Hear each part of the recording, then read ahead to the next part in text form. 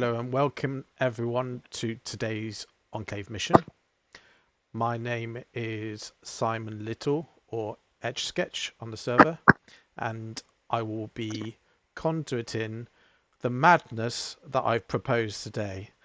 The madness being, it's going to be an entirely improvised mission, and the willing victims, the players who've decided to see how this pans out and works, I'm going to introduce them or invite them to introduce themselves as I see them on my screen, starting with Ari. Hello, my name is Keller. I will be playing Wolfgang. He is Thunderbird. He's basically like a German rocker from like the 80s. That's kind of what he looks like. So yeah. Okay, and let's move to Jules. I'm Jules. If you've been watching all the stuff, you've seen me a couple times. Today, to this madness, I'm gonna bring someone who brings madness himself, which is Rayne, my jinx. Chaotic class. Very well. If you know the concept of a jinx, you can probably imagine how things are gonna go. AKA not well. Yeah, as if the odds weren't already as stacked against you, you've added a jinx to the mix. Exactly. And let's go to Tim. Hello, everyone. I am Timothy Matthews. I've been playing for a year. I am one of the attendants on this server, so basically, I help keep things in order. Well, except for this mission. And for the madness today, I'm bringing my contractor, Christina Denton. If you have seen any of the videos with my gunslinger, Carolyn, Christina is her sister. So there will be all sorts of construction shenaniganery going on here. Brilliant. And finally, the last player is Roberta. Please introduce yourself. Hello. My name is Roberta, as previously stated. I'm just a humble level 9 wanderer. And my character name is Magpie. Okay, thank you. So, in terms of how today is going to work, and before we launch into the mission, I'm just going to go through some ground rules. So the story is going to run in beats, and at the end of each beat, the audience or previously provided words will shout out a word or phrase, and that will become the mandatory pivot that reshapes the next beat. In the absence of audience interaction, and also so absentee influences are considered, I'll use pre-supplied focus words or a number of focus words which I've taken out of the focus words thread, and these will help basically to provide the direction. This should, in theory, keep the session structured but unpredictable. In addition to this, I will be also randomly, I think every 10 minutes, maybe I might expand that, add the following 8 random wildcard elements. Drop a guy, that's to introduce a new NPC. Reality break, and that will be a surreal dreamlike pivot. Science item drop, and that will be some sort of mad scientist complication. Scene jump, you'll basically find yourself in an entirely new setting. Animal instinct, and that's a creature-based problem. Toon mode, you'll basically be working within toon physics and in a slapstick reality. Mood whiplash, basically the whole mood will change. So you're going to have to start being influenced by some sort of overriding feeling. And the final one, disaster drop. The introduction of chaotic events and disasters. So, go on. Interesting. I like to put these in the chat I'm going to, just yeah. because of them. But I like if Robbie ever needs to steal this for, hey, if you're ever going to do some randomized stuff, here's some terms we already have, you know, because it's nice to use terms that are already been used, you know. And in terms of where the words came from, they've basically come from the compilation of focus words that I've been provided, and also the focus words I found in the focus words chat. So if those themes seem slightly unhinged, weird, and crazy, then all I can say is it's a reflection of the Enclave community, because the themes. Yeah, that sounds about right. Yeah, the themes came out of that. So okay, so I'll give you the brief mission statement, and then yeah, I guess you can ask questions, and then we'll move to assembly. So the mission we're running is called Blank Canvas. It's a mission into a new plane of creativity where, as it's new, thought is becoming reality. The objective is to go to this plane and obtain the spark, which is a renewable energy source which could help to power Enclave HQ indefinitely. It can be found at the source of the river of creativity as a byproduct of the birth of a new plane. And you'll get it once you've overcome a number of challenges and gone against the flow of creativity upstream. That is it's so elegant. Wow, that's really good. That's amazing. Okay. At this point, we're going to do a drop a guy, because I was going to invite the audience to come up with some kind of competitor who is also going to try to obtain the spark.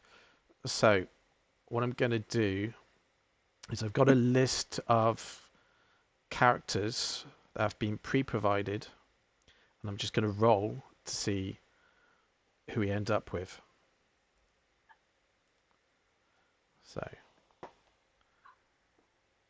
going to roll a d20. Nice. Okay. So the character you're up against is an emotional support cannonball.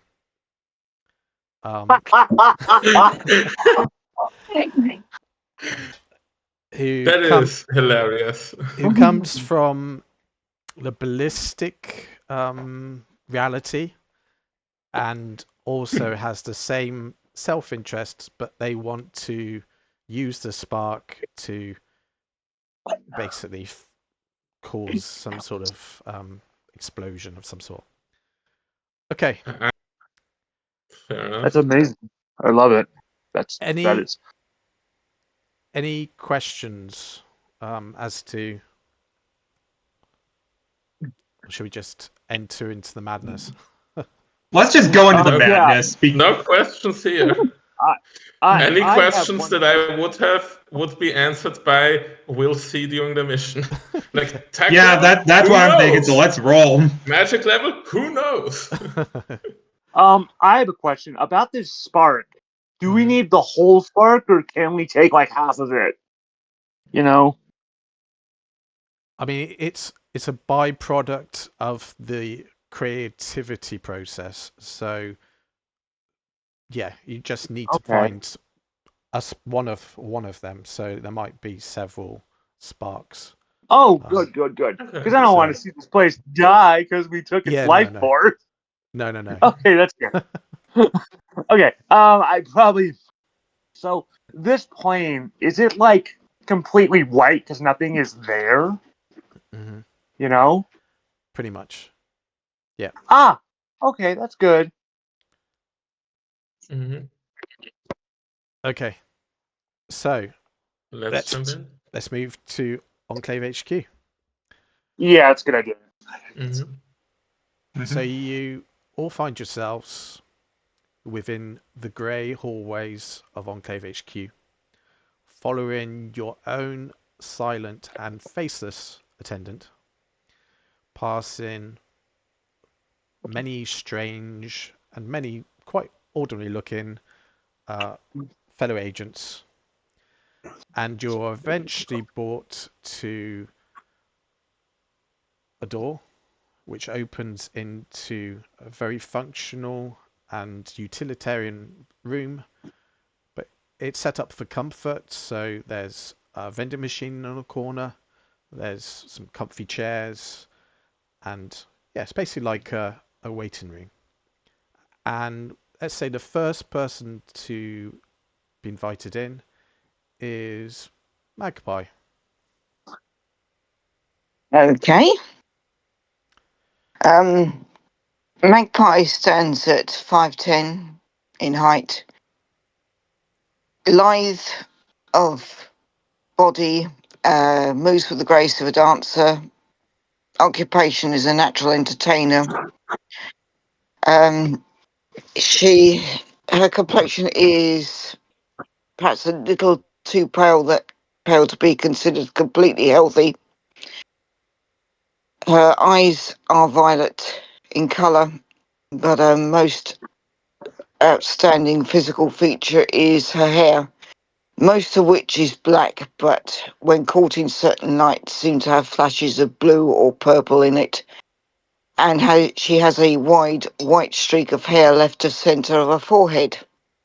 She dresses in very colourful yet practical clothing and favours a large amount of costume jewellery, as well as a recent acquisition via the Enclave, a hat, wide of brim, quite tall, very colourful again, decorated with a wide colourful belt, a brooch, and feathers. Okay. It's classified as a greybeard's hat, so it has its own properties, which enhances her abilities. And what are you doing as you enter into the room? Normally, Magpie will look around the room to see if there's anybody there. As she's first, she will just walk in, make herself a cup of coffee, read over the mission statement, perhaps doodle a bit, wonder, great, an improv class. Well, I've been in one of those before. It shouldn't be that difficult, I don't think. And as you're thinking to yourself, the next person to enter, as if challenging that thought, is Rayne. Yeah. Rayne enters. He's a tall and slender individual, standing at so close to 6 feet, but just not tall enough at 5'11.7. Yeah, with the boots already accounted for, so unfortunately can't make up that much more.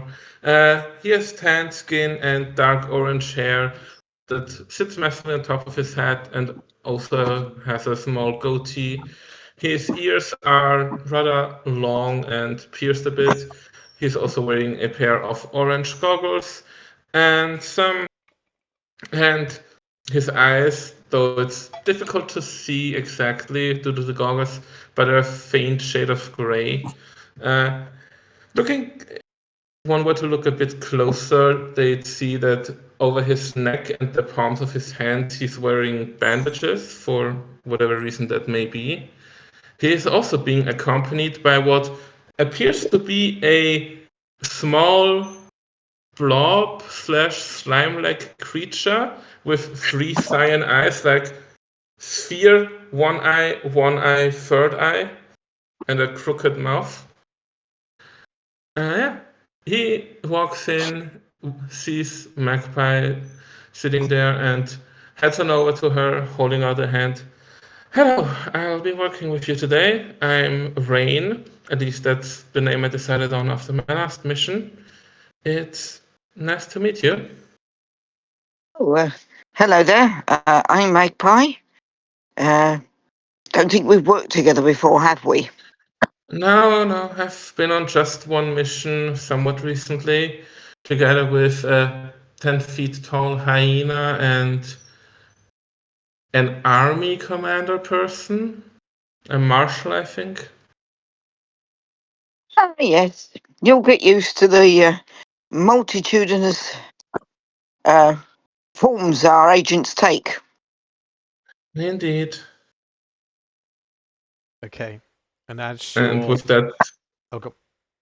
he'll just head over and grab himself 2 iced coffees, downing one immediately and sipping more slowly from the other one.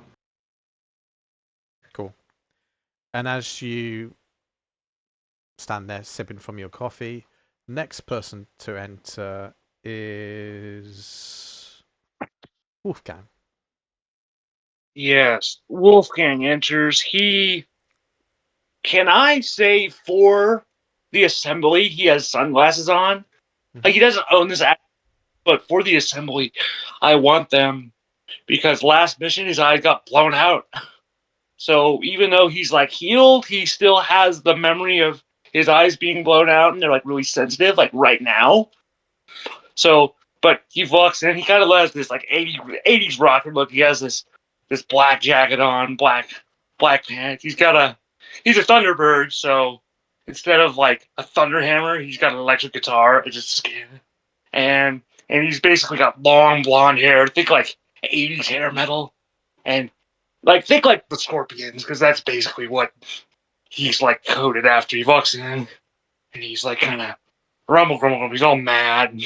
Well, he's kind of angry at last mission because he's like, grumble. I don't know who that person was, but for some fucking reason, I nearly died. Grumble. And then he walks in and goes, who's there? I am Wolfgang.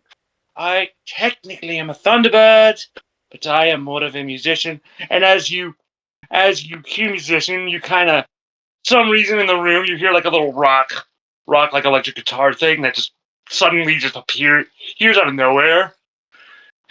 And once he does that, he goes to the concession stand and he gets himself, well, first he gets himself a bowl of sauerkraut, because he's a little bit hungry, kind of, maybe pick up his mood. He also gets himself a bowl of chocolate covered acai berries because he's kind of tired. Like, he slept, but he didn't sleep very well. And he also gets himself a can of Coca-Cola, but because he wants something with a little more kick, looks through the beverages, looks around, and he goes, there it is. And you see, kind of has this 1890s kind of look, and the label's kind of like, looks like a coffee thing, and it says, Dr. William Robert Fairfax's Coke syrup. Now with real cocaine.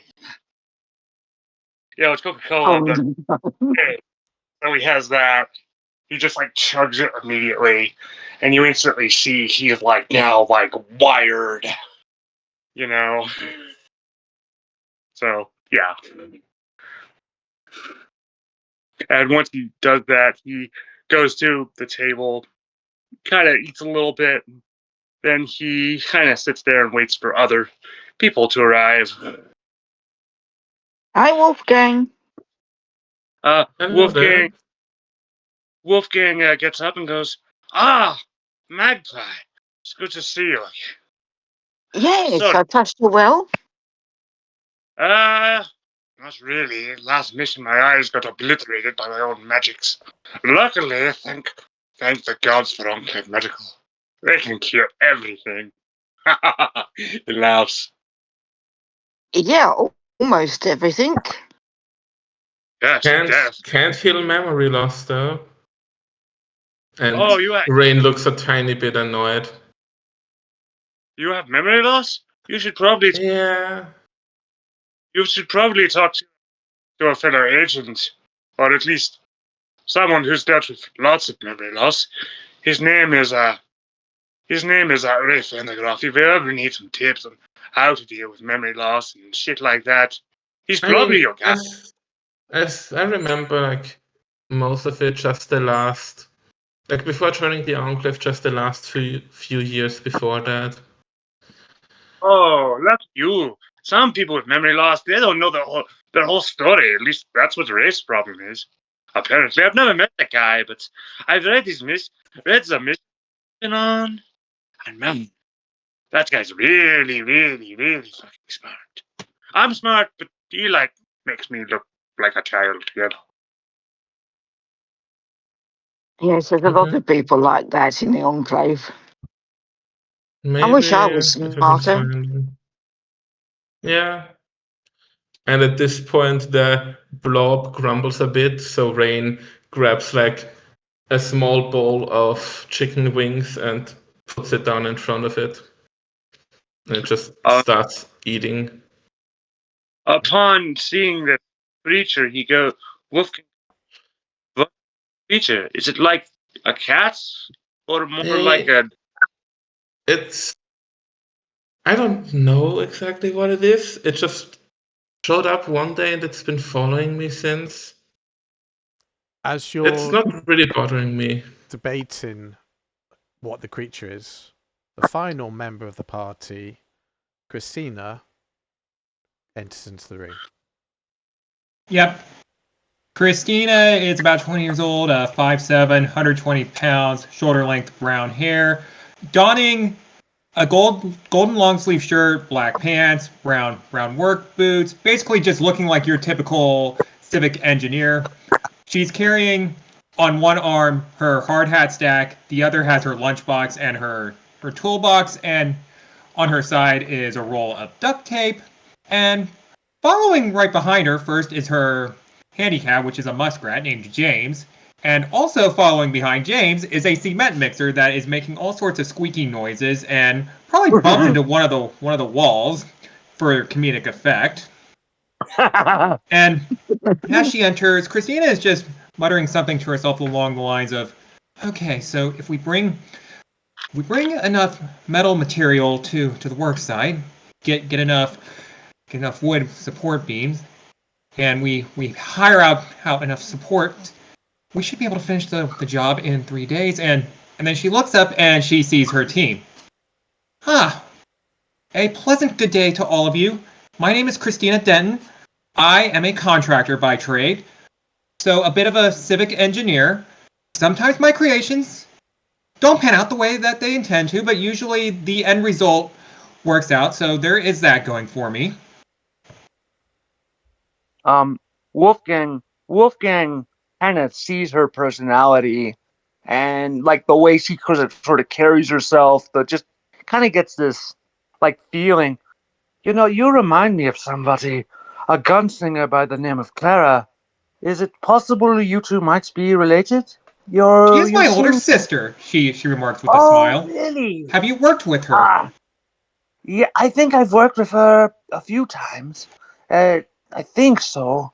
These missions sort of blend together. She's great fun. If you're anything like her, boy, this will be very, very fun. He's very excited. Well, you will love what I can create then. After all, I once solved a mission using just an entire roll of duct tape. Wolf, that's fun. upon hearing that, Wolfgang goes, which version of duct tape? Is it the gray duct tape? Is it the silver duct tape? The metal duct tape? There's so many different varieties. Silver.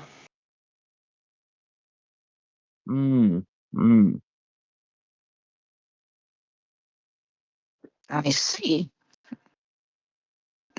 How do you do? I'm Magpie. Christina, she remarks and looks over at Magpie's journal. Oh, can I trouble you for a pen and an extra sheet of paper? I have a brilliant construction idea, and I just cannot just leave it in my head. Certainly. Yep, and she just takes it and basically just starts doodling out like a building outline and all that. Anyone with intelligence would probably be able to figure that out. Yeah, Wolfgang figured it out. Rayne actually goes over and looks at it. Oh, that's an interesting blueprint plan. Yes. I'm Rayne, by the way.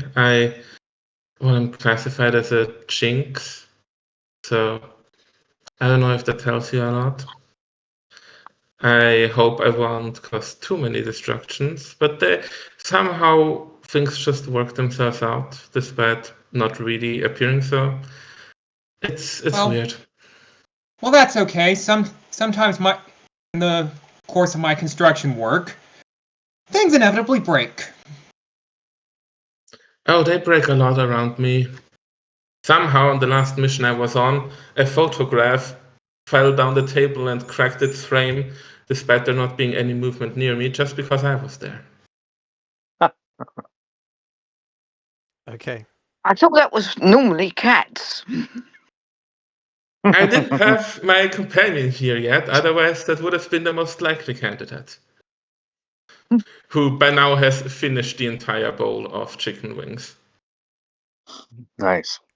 As you're saying this, an attendant who you hadn't noticed before walks forwards with some paper and some pens, and they're like, agents, would you mind just signing this disclaimer before you teleport out?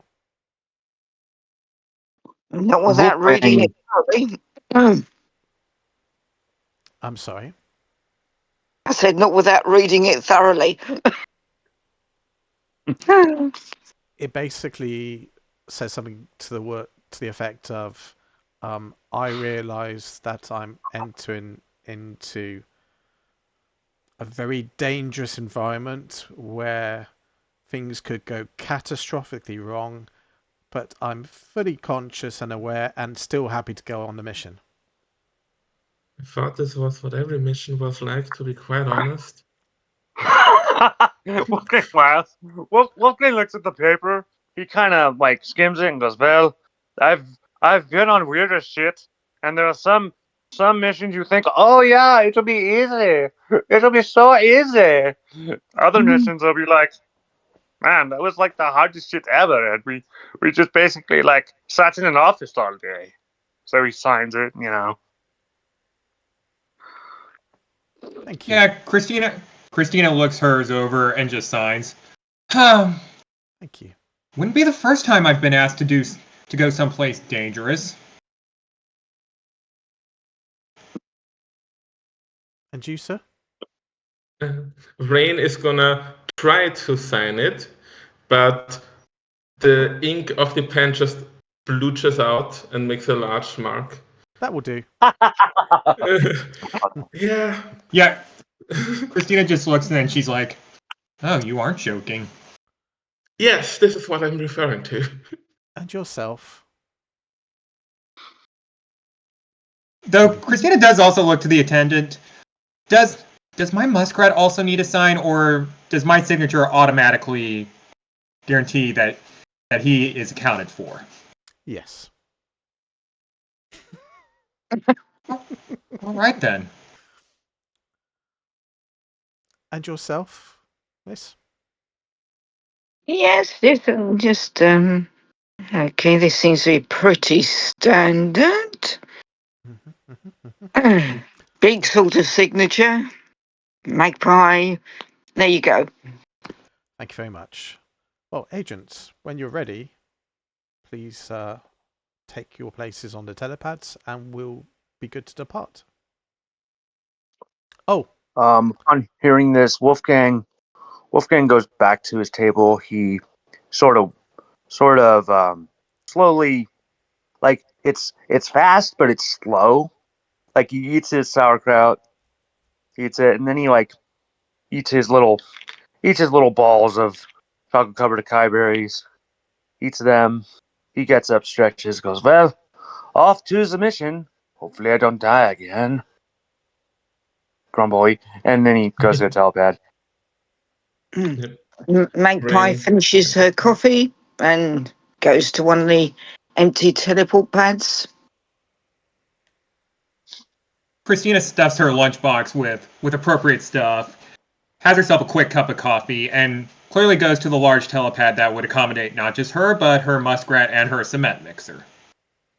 Rayne is gonna finish their second can, put it down next to the other one, moves over to head over to the telepad, accidentally knocks both of the cans down, sighs and just continues walking to the telepad. I'm sorry about that. Oh, no problem at all. I should add before you go, please be careful Yeah? what you think about, because Oh, it might. And then on that, the teleportation starts going, and you feel the sensation of your feet starting to tingle, slowly moves up your legs. You feel your stomach churn as it slowly moves up your body. You stop your heartbeat. You hear your heart stop beating, moves up to your eyes, and a kaleidoscope of different colors as your vision shatters, and then you get a sense of being nowhere, and then just as suddenly you find yourself apparently nowhere. It's white all around. There's no obvious path, there's no obvious locations, just blank. Well, this is different. do you guys think the teleportation malfunctioned, or is this where we're supposed to be? Wolfgang looks around and goes, So this is what it looks like when you go into the void of nothing. In that one episode of that cartoon with the sea creature pineapple under this. Wow. All I know is this is a blank canvas here, and that is perfect for constructing whatever my heart desires. That is very true. We were told to be careful what we think, folks. And then I can't actively think about many things if I don't remember anything. On saying that, I've pre-rolled this. An interdimensional House of Pancakes suddenly pops up, and in front of you, this very weird building, which seems to be made of pancake and has maple syrup dripping down it, but it looks like very surreal pancakes. It's like a Dali picture, Salvador Dali. Amazing. As soon as he sees it, Wolfgang goes, Is this from the land of all sugar, the kingdom of sweets? Or perhaps it's from the land of chew and swallow, you know, that little country below VA and Atlantic? Wow, that's really cool. Anybody want some pancakes? I do. Okay. Well, Christina makes her way over to the building, but her first inclination is to just take a look and just wonder how the heck this is structurally sound. Rayne is gonna do some experimentation with this place and this building. He's gonna take out his umbrella, which is black with some lightning blue motifs, out of his coat, and he's just gonna open it. Which, when the umbrella is opened outdoors, it causes unexpected weather patterns. Okay. So what? Let's see what's gonna happen in a blank space when there's unexpected weather. So it's going to start raining cats and dogs, quite literally.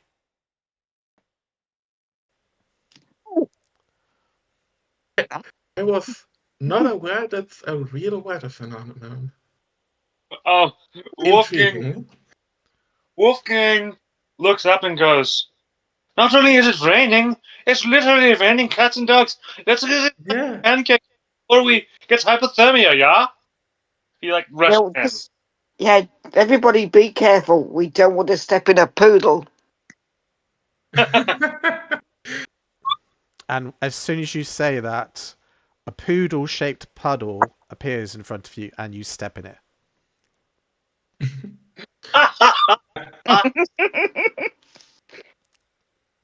Well, that has certainly given us something to think about.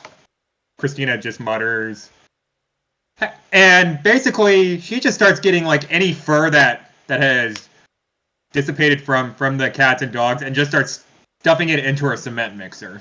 She's like, I don't know what sort of material will come out of this as a result, but considering all the stuff considering the last mission where I was making cement out of old toys, we'll see what transpires. Are you Yeah. literally picking up living cats and dogs and shoving them in your cement mixer?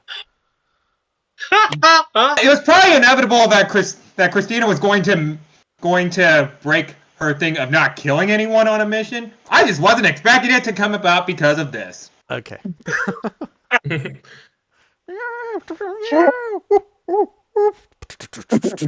noise must be horrendous.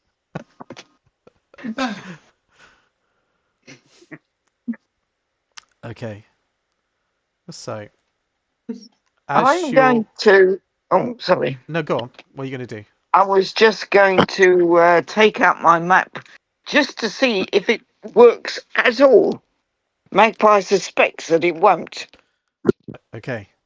So, as you take out your map, what would you be expecting to see as you open it up? Well, what I want to see is the path to this creative spark so that we can nab it and get the hell out of Dodge, so to speak. Mm-hmm. And she's realizing that anything that you think of appears to come true. She's concentrating like hell on that result, and that hopefully that little signposts will pop up, so everybody will have a clear path as to where to go. Mm-hmm. Because clearly anything we think of is going to happen. Mm-hmm. So we've got to concentrate like anything purely on the mission, and that is it. So, as you unravel your map, a river that you hadn't previously seen suddenly appears, kind of moving off into the distance, and a very noticeable sign pops up that says Eoldi source pointing upriver.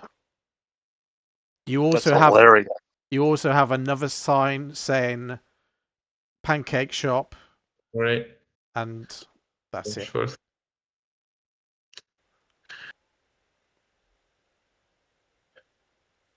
Okay.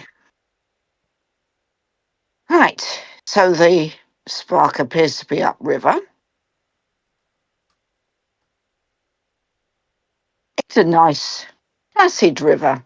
You know, that's what Magpie's thinking. It's a nice, placid river. Not too fast flowing. No dangerous rocks sticking up anywhere. No dangerous life forms. How dangerous is the river to us? Yeah, as you say that, the jagged rocks that were sticking up pop down into the river. The little eyes you could see around the river sort of disappear. Amazing. How close is the river to us? It's right next to you. It's running alongside where you are. Okay, Christina just looks at it and question: is it still raining cats and dogs? Yes. Okay, Christina looks at the storm. She's like, "Y'all, I think we better put on some hard hats just in case one of them comes landing." And she starts distributing her 4 hard hats to her team.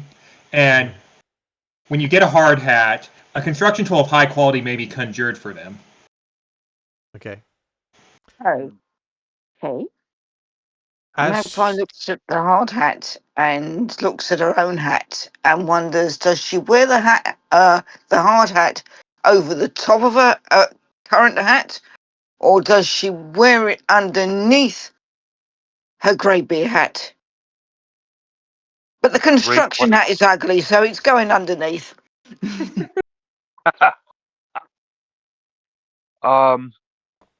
Wolfgang, technically it's not with you three. He went to the pancake house. Like, as soon as it was bringing these dogs, and Wolfgang, and I think in Wolfgang's mind, it's also rain, like actually raining too. Like, it's not just cats and dogs, but it's actual rain. He's like, I'm cold and wet. I'm going for pancakes. Because he wanted to get dry and he wanted pancakes. So he's technically not with you three. So that's where he is. Well, I guess Rayne and Christina get hard hat, and Magpie get hard hats then. Mm-hmm. Okay. I'm sure when Wolfgang comes by, he'll be like, "Hey, I want a hard hat too." But yes, and don't forget, y'all can get a construction tool as well. Is it something you decide or that we decide? You decide. Oh, that's amazing. Wow, that's some good shit. While you're thinking about what construction tool you'd like, let's move to Wolfgang, who, as soon as he entered the door of the pancake place or pancake palace, disappeared from your sight, and you're now inside this building, but it's weird. There's like pancakes flying around. It's very weird place. Wolfgang steps in, and like you immediately get this aroma of like maple syrup, of like pancakes. Can there also be waffles too? Like Wolfgang like thinks waffles should also be there. Can like waffles like just appear out of like thin air because Wolfgang's thinking it? Yeah. As you think, sweet, a load of sweet waffles appear. Sweet, waffles appear, and he's like, he smells it, instantly gets nostalgic for. Oh man, this is just like home, or at least a very good equivalent. He goes to a table and he sees a menu and he orders like German style like waffles, like either Belgian waffles or like really good, like maybe grapes, like something European, like high class European shit, Okay. And this this waitress, made entirely of waffle, comes over and very disapprovingly looks at made entirely of pancake, very disapprovingly looks at the fact that you're eating waffle, but plops it in front of you. Wolfgang looks at her. Is she like anthropomorphic waffle? Does it look like waffle, but it's like human shape, or is it more like waffly shape? Like, how does it kind of look? I just want to know. That'll tell me. It looks like someone made up a pancake. They don't have an obvious face, and as you look at it, you just see maple kind of dripping down where a face would be. That's it. Wolfgang goes, "Oh, thank you for the waffles. Oh, I also want some crepes and some pancakes. Just because this is a pancake place. You got to have at least a crepe and a pancake. Thank you." And they just go off.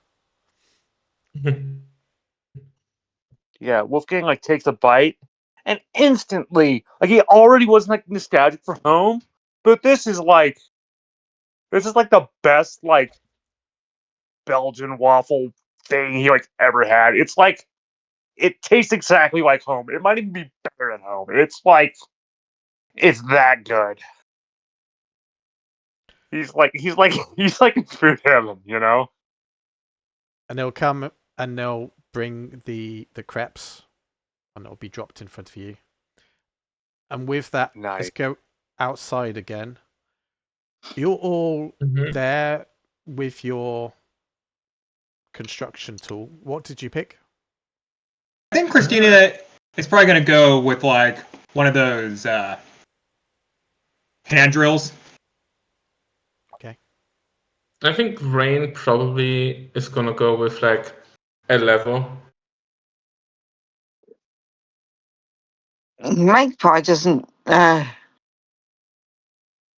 construction tools.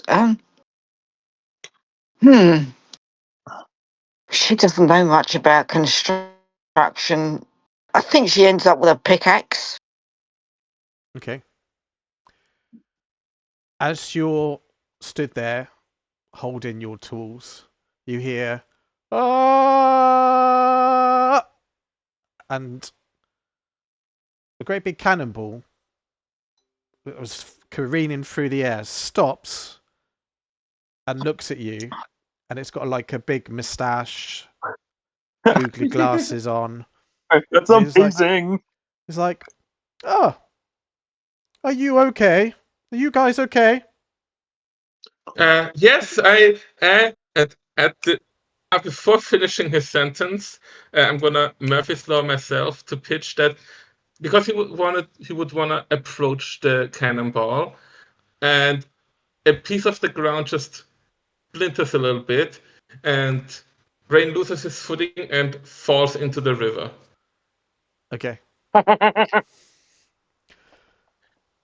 Of course, can't even introduce myself without this happening. You're taken downriver in the water. You move along. So you're away from everyone. He's gonna get back up after a moment of just sighing at himself, heading back over to the group. Can I think of a great big fishing rod? You know, the kind that they use for tuna. Yeah. And hopefully using my luck, cast it, the hook grabs Rayne by the back of his garment, and I start trying to reel him back in. Mm-hmm. Yeah. You can do that. Little and help, that's what guys. Christina just sighs, and using her one might will also help. Thank you. Okay, well, you look fine. Everything here looks fine. Goodbye, suckers! And the cannonball continues heading upstream. Well, that's not very nice of you. You didn't even say goodbye properly. And activating fingers crossed on the guy. Okay. And the first, which bestows a curse on someone, which allows me to, the next several happenstances that cause misfortune to him are free. So the first misfortune that's going to happen is he's probably looking back at us as he's flying off. Mm-hmm. So he's just going to slam into one of the jagged rocks that are around the river. Oh, there aren't any jagged rocks. Then one of the jagged rocks comes back for him to slam into. Ah! Serves you right!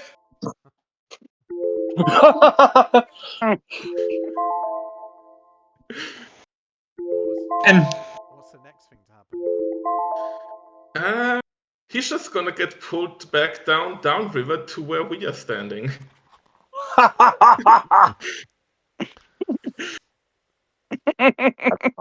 That's really funny. And the third thing? I think that's enough for it, at least for a little bit, because now all of us can interact with him now that he's in the river. So Rayne is just gonna try and grab him, depending on how big he is. He's cannonball sized. So what's your deal anyway? Like, I know that you're here for the same thing that we're here for, but what's your deal? Like, honestly. Did you need support? I mean, it would be nice, probably. Oh. You didn't even give us your name, nothing. You just came here, asked if everyone was fine, and went back off with a quite rude remark, you know? Oh, I'll stay and support you for a bit. I'm Thank Karaka. you. Karaka the Cannonball. Karaka, very nice to meet you. I'm Rayne. Ah, nice to meet you, Rayne.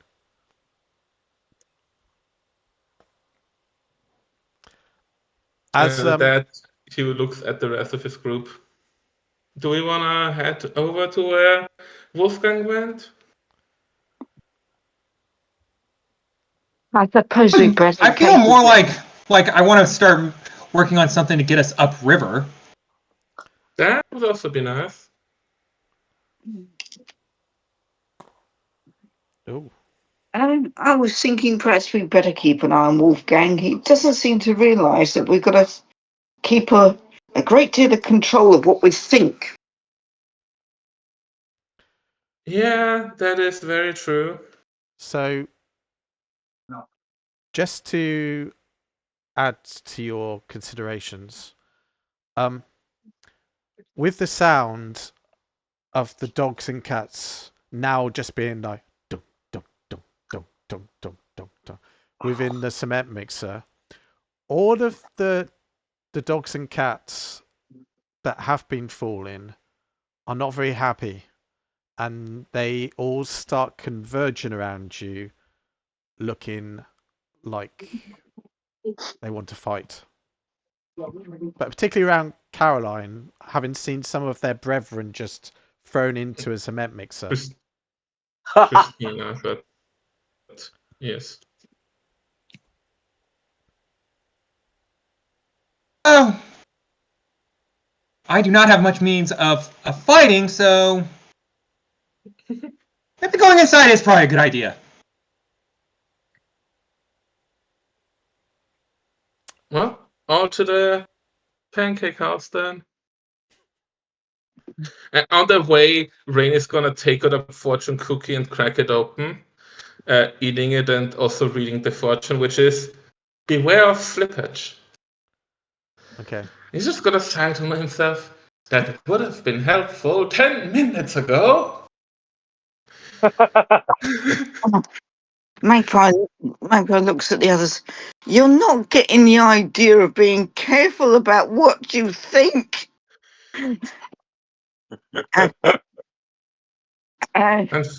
Unfortunately, all of my kid needs me to think.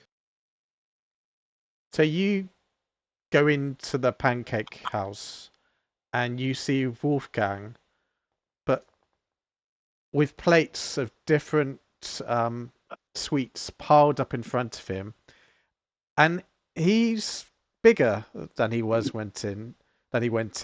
He's actually almost doubled in size magically in the space of just going through the door. Wolfgang looks up. He hasn't realized he's been eating all this time. He goes, "Oh dear, I really let myself go. Oh well, it's all right. Uncle Medical will fix it." He laughs, and then he looks over and goes, "Guys, the food here, it's the best food ever. It tastes just like home. I shit you not." He's like We really can excited. see. Guys, gotta try it. He's like so excited. Oh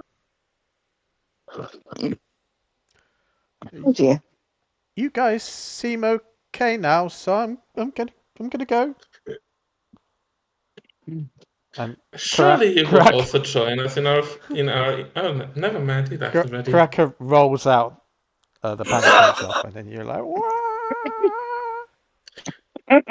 just before he rolls out, And as he goes through the door, there's a sudden drop of like 5 centimeters from the entrance. So he trips a little bit or gets a little injured Okay. on the small fall. Mhm. As that one of the last things with fingers crossed. Nice. We've still Okay. got these cats and dogs milling around outside, I'm assuming. They're piling up around the doorway. Christina takes a look at it and she's all, well, while you all think of an idea to deal with the cats and dogs, I'll at least buy us a little bit of time. And Christina goes out and basically she grabs some of the plates from Wolfgang that he's already eaten and just starts basically taking out her toolbox and just hammering them along, basically making like a barrier. And this is her activating under construction. Okay. Nice. And she looks at the cats and dogs and just yells, "Beep! There's no access allowed in here. This structure, apparently someone added in the wrong type of waffle, and if anyone else steps in, it's going to collapse, and nobody will like that." Okay. So they're kind And of probably one of the waffle walls, it's basically like discolored, probably like a different waffle. So so basically the structure of it is not stable. Oh no. Mm. And the barrier you've made is made of pancake plates, so it's not very Yes. stable either. But because of your ability, it has the effect of they move away. Can I look outside at this cannonball? It's gone. Oh, It's gone upriver. oh dear.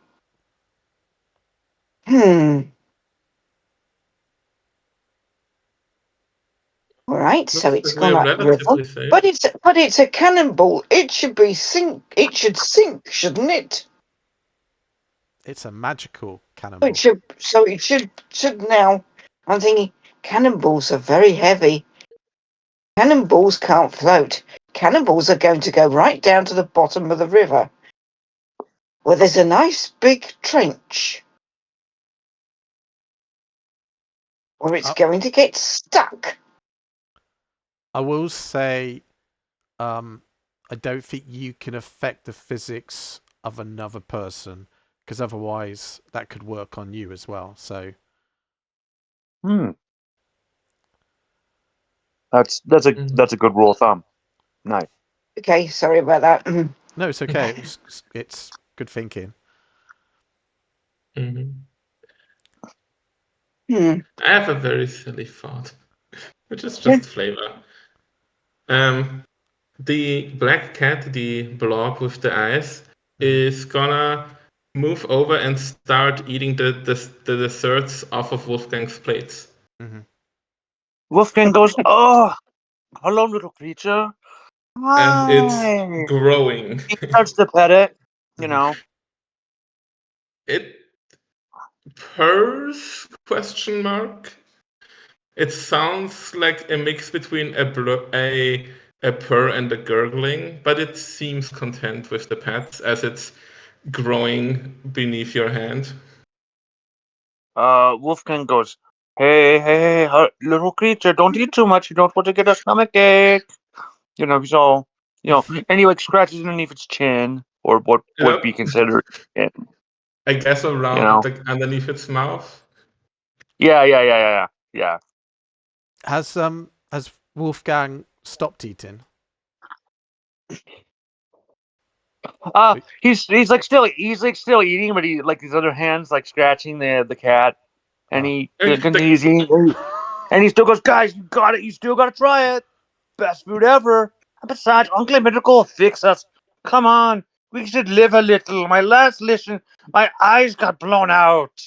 So Wolfgang is now. Do you know like Mr. Creosote? Yes.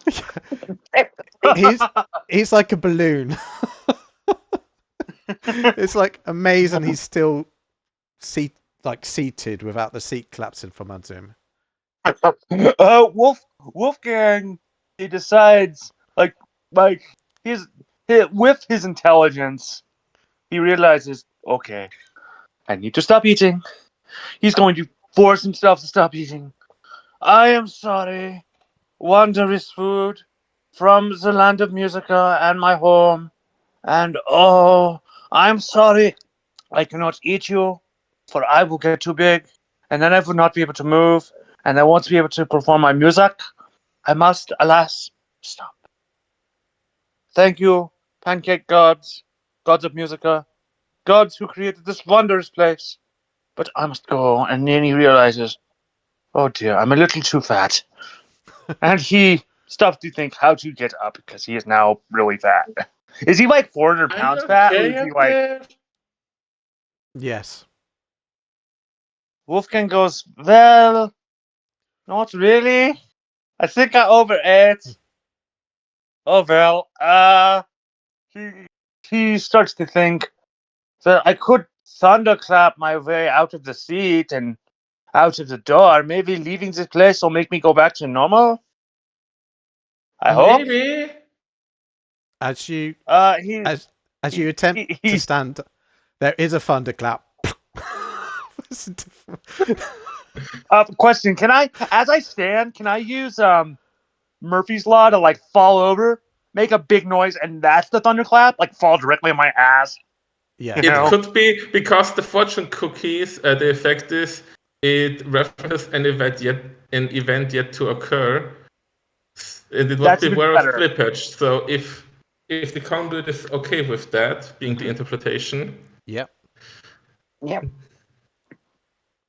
then Yeah, and basically it's like that scene in it's like that thing in Fat where Al Yankovic is, when I fall down, I'm the only one who makes a sound because I'm so fat, you know. And you hear really loud sound, and you hear this like he falls down, you hear this loud sound, and it's like so loud it like makes him like flies him across the out of the pancake house. Oh, okay. So you make a hole in the back of the pancake palace. Is Wolfgang now no longer fat because he's no longer in the pancake house, or is he still fat? You're currently fat, but you might not be as you move away. Wolfgang goes, sorry about the hole in the wall. He gets up. Oh, I really got to work off this weight. And he starts to move. Mhm. And Wolfgang uses his luck and his skill to think, I will be thin. I will be muscular. I will be fit. And as he says this as a mantra, and as he slowly takes some steps forward, his weight like magically like disappears, and he comes back to his old self. Okay. What's Magpie and Caroline doing? And Rayne. Well, we've still got the animal problem, haven't we? And I dare say with the hole, they're going to start flooding in. yeah. So I'm going to go into my satchel and pull out various animal toys and start throwing them out. Yeah, fetch, come on. Here you go. Catnip. Here you go. Come on, there you go. Okay. And that successfully manages to distract them. And there weren't that many round the back. So with the hole that Wolfgang's created, you've actually got a way out and away from the cats and dogs. Right. Come on, we need to get back to the river so that way we can get our boat made. Yep. Do we actually need to make a boat or just think of a boat? Wolfgang goes, I'd rather play it safe. Yeah. V- Playing it Upon safe is always better, especially with me Wolf, around. Wolfgang goes, upon hearing this discussion, I assume you guys are all together now. Wolfgang goes, why a boat when we could just think the land gets closer to each other and we could just make part of the river dry up instead? You don't need a boat. You could just walk across it, you know. So if we are going outside, we're probably gonna get noticed by the other group of cats and dogs that are at the front. And a Can boat will I? help us escape faster. Yeah. Can I happenstance something that my cat is doing, because I can freely do so at a cooldown? Mm-hmm. It has been continuing to eat, so it has become ginormous. Mm-hmm. Could it roll out towards the front door and explode once there amongst the other animals? What about your little Yes. thing? Is it gonna be okay? Yeah, despite any apparent death, it will return after a short time unscathed. That's So amazing. So the black cat can, if it blows up, it's gonna come back again. so That's awesome. it rolls out, it explodes, it kills a lot of the cats and the dogs and scares them away. But it also inadvertently kills a spider. Oh no.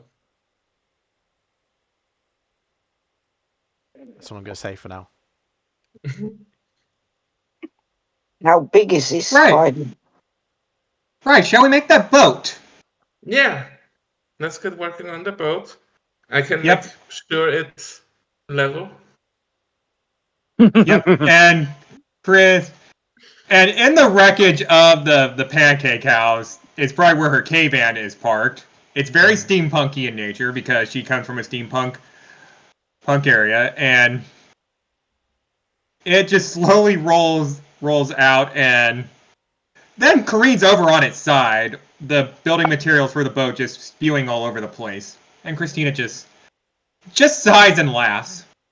One of these days, you will come out in a manner which will be all orderly and calm. But today is not that day. Wolfgang goes over. Would have Oh, never been a that day. van full of goodies. He's all excited, and then he goes. Then he looks at his companions and goes, "Hey, you guys got hard hats and tools. Can I get fun?" I have one more hard hat, so here you go, she says, tossing the hard hat to Wolfgang. He puts it on and he goes, "So is this what the village people feel like?" Cool. You know, he like instantly feels like he instantly has that like disco feel in his head, you know. And as for his tool, he is going to get. He goes, "What tool should I get?" And he starts thinking, and he goes, "Wait, this is a land of imagination. I will go with a family heirloom."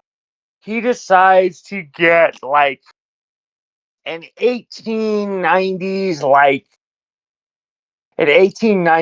screwdriver, like one of those like wooden ones, or yeah, it gets like an 1890s screwdriver, and you see it, and it has the Stormguard family crest, and he goes, "Ah, there it is, great grandpappy's Stormguard's uh tool, or you know, whatever those things are called." So yeah, it's one of those, and it has the Stormguard family crest on it. As So you're yeah, it's a as screwdriver. you're That's fine. like stood around your vehicle, you can hear a load of feet or something kind of coming en masse towards you. Rayne is gonna turn to look in the direction that it's coming from. And you will I'm going to get out my binoculars from my satchel. and you will see a wave of giant spiders coming towards where you are. Guys, we better get on that boat really quickly. Especially if you're arachnophobic. Yeah, there's a lot of spiders and they're not itsy bitsy. Wolfgang decides to go to the thing, get some materials. He looks at the screwdriver and go, man, I thought the screwdriver was going to be a good idea. He decides to take some metal, like some screws, and with his powers of electricity, like electromagnetism and stuff, he bolts a bunch of these screws to the metal part of the screwdriver to make it more like a hammer, you know? So we magnetizes them all, and they all form into the heads of the screws form into a little hammer shape. He molds them into a little magnetic hammer. There we go. Now I got the hammer. I should have done that the first time, but you know how it is with displays of imagination. So yeah, that's what he does. And once he does that, he starts to help assemble the boat.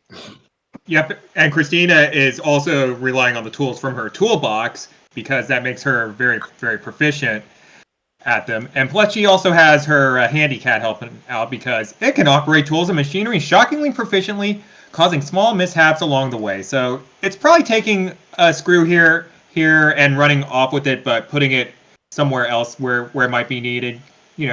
Momentary setbacks, nothing major. Does the handy cat have a little hard hat? It does not, unfortunately. Oh, lame! It should get one because it's because it's a construction site. One question: how far away are these spiders, and how fast are they approaching? They're approaching fairly fast, so you can hear them. Like they'd probably be with you in about 10 minutes. Okay, so they're not that close. Okay. I'm going to take out my violin and start to play. Okay. Wolfgang, he was to help assembling the boat, but he asked Clara, "Hey, is it all right if I take some screws and use electromagnetism to use them as bullets against the spiders? You know?" There should be enough. There should be enough screws. How many are you taking? Well, how many spiders are there? It's like a swarm of spiders. There's maybe 50, 60. Wolfgang goes, I'll take 30.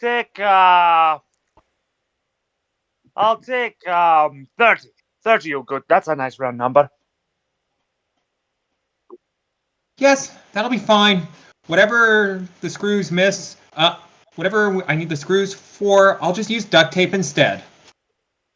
Wolfgang goes, wait, I'll just have 15 instead. I'll give you half.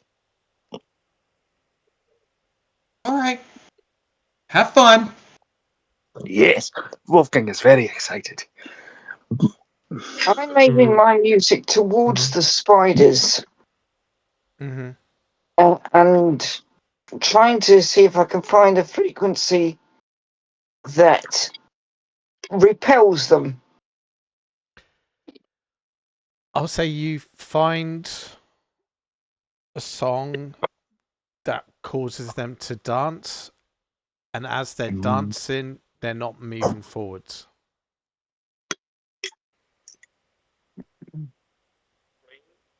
Okay, I'll continue to play, and I'll start moving towards them just a little.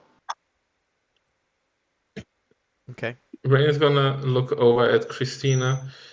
Do you need any help here with the building? And how long do you think it's gonna take to build the boat? That depends. How quickly do you think you can get some of this stuff up and running? I don't know too much about this stuff myself. I can try and help a little bit with it. I can also try something else that could help us. Right. Well, Well, since it looks like we have a little bit of time, let's have a little bit of a snack so that way we are well energized for the trip ahead. And she reaches into her lunchbox and basically pulls out like an apple and an orange, and she offers one of them to Rayne. Oh, After all, anyone that's good at construction, whether it's making a home, a boat, or deconstructing, it's always important to have good energy inside of you. that is true. I don't remember a lot. I do get the vague feeling that, well, I was constructing something in the past, but like I said, I don't remember a whole lot of things. Yes, but regardless, where you're at now, surely fortune has fallen on you so far, even if sometimes things do not go your way. I guess so. I mean, I was found by the Enclave after something happened that made me lose all my memories, As or you're a large chunk of them. as you're having this exchange, you see a light heading towards you, and you hear.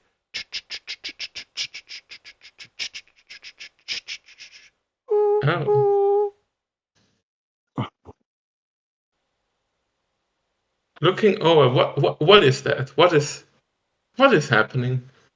Well, it comes at quite fast speed. There's dust blowing up, and as it gets closer, you see like a single light, and it looks like a train.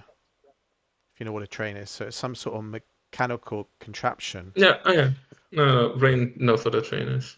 But as it comes up to you, it turns into a boy, and it's like, "Oh, what are you doing?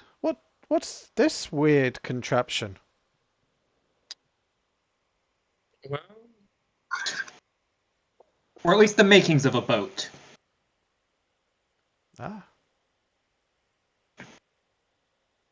fascinating.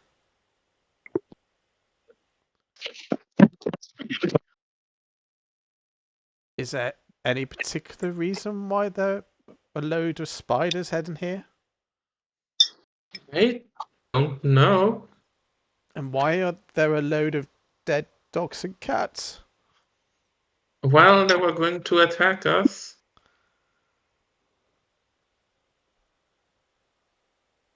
Okay. I'm still playing to the spiders, and I'm sort of moving further towards them, which means they should be retreating Okay. because they don't like the music. And I'm going to bellow out as I'm playing, "Take me to your leader."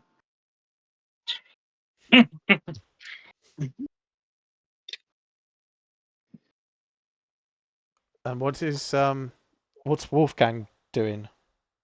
Other than eating?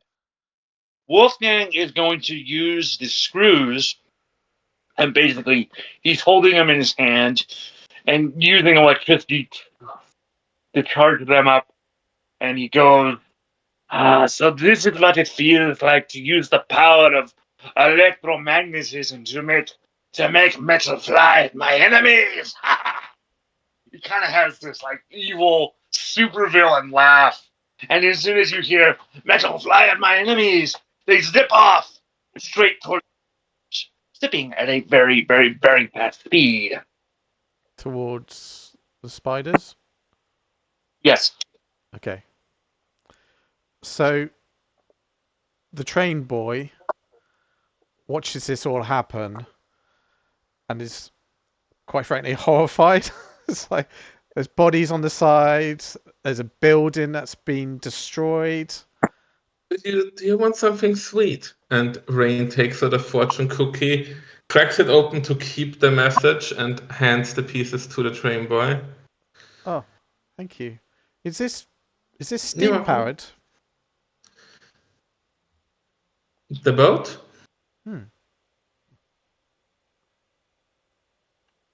It can I can make it steam powered. Why? I can give you some coal if you like. Oh. That'd be helpful, I think. Sure, thank you. Okay. I'm gonna carry on my journey, but Okay. thank you for See the you. fortune cookie. You're welcome. And as he's heading off, Rayne is gonna take a look at the fortune cookie. Your day will be brightened up. Why do I have a suspicion that that is not as nice as it's gonna sound? Oh well. Okay. So, have you finished making your boat?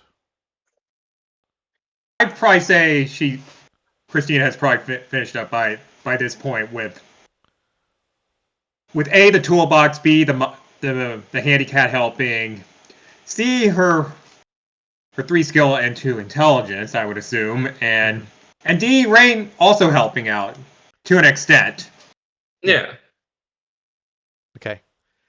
And with all of the projectiles that Wolfgang has sent, with Magpie playing a song that they really don't like, the spiders have turned around and moved away, so you are free to climb onto this boat. All right, all aboard! Wolfgang goes, oh, all right, Yeah. time to go on the boat. Have fun. He boards the boat and goes, how big is the boat? Is it just big enough for us? I just want to know how big it is. Yeah, Is it like a pretty rowboat? much. Wolfgang goes, a rowboat.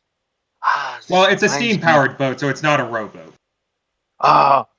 Can there be oars anyway? Like it's still got a steam powered little thing in it, but can it still have oars? Because oars are fun.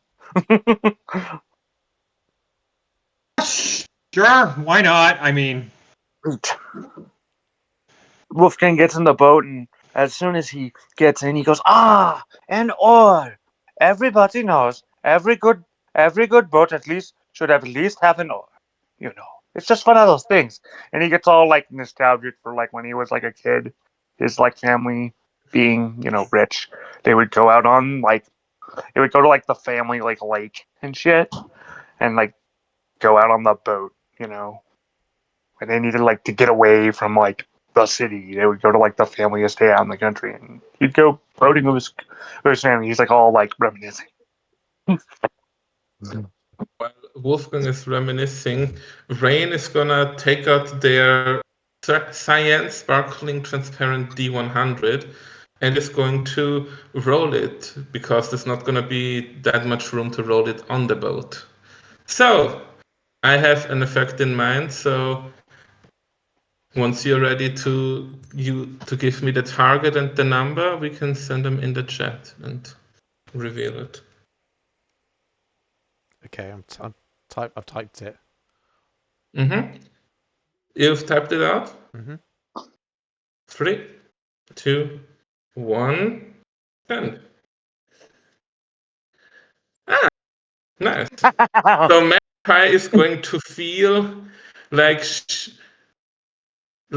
the world slowing down almost, as her reaction speed has been decently enhanced. Oh. Due to the effect of the chaos dice. And Rayne is just gonna pick it back up, stuff it back in the pocket. Hopefully this is gonna work out well before heading onto the boat. So she's put away her violin and she's run back to the others to the boat. And well, why are you all moving so slowly? Did the effect hit you? I never know who's gonna get affected by the dice. Yeah, you can react better than us. Okay. Does this boat have any control systems? Who's controlling? Who's going to be controlling the boat? Who's the most intelligent? The engineer. Wolfgang goes, yeah, you may have built the boat, but do you have any experience in running a boat? I mean, I do know how to sort of sail a boat. I mean, I was taught how to, deal with boating things. Although you did build the thing, I don't know. Well, how Well, you much said you had experience, so you're the captain. I'm just the engineer. Wolfgang goes, oh, all right. Yeah, I can do that. He goes to like the back of the boat. I assume it's one of those ones with like a tiller. Yeah, it's one of those. And he goes, well, this is steam powered, so maybe you can go to the, I don't know what you would call it, the firebox and put in coal. I'll tell you, hey, more coal and shit like that. I think Magpie and I can handle that. Ah. And at that point, as the small blob remanifests. And my companion. Hello, little creature. Upon seeing it remanifest, that's what Wolfgang says. I'm sure we can figure out. Or maybe, Magpie, you should stay on deck, because you have the better sight now. You could react before we can. Definitely. Especially as I've got binoculars. Yeah. So, The small trident, I will be just fine down there. And as Rayne says that, a small, like, I'm assuming the boat is made of wood. More like metal. Ah. One of the screws on one of the parts that the floor is made of it does a sound like something just broke.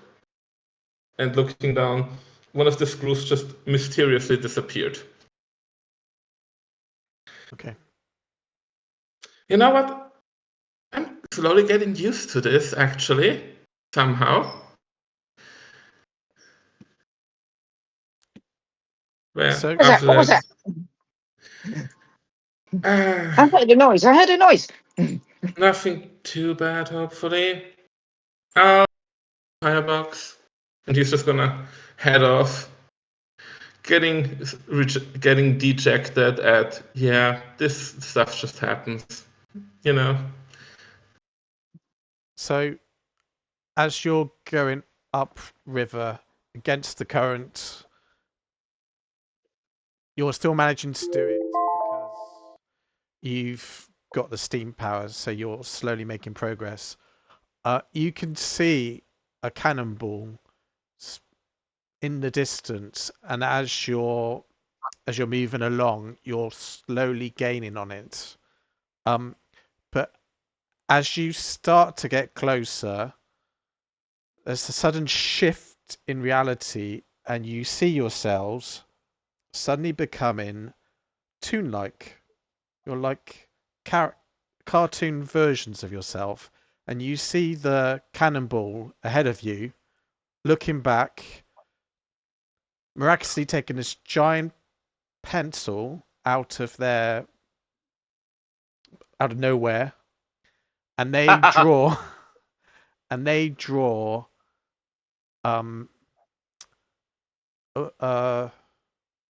what you call it, like a dam, and you're hurtling towards it, and they're kind of continuing on their way. Wolfgang.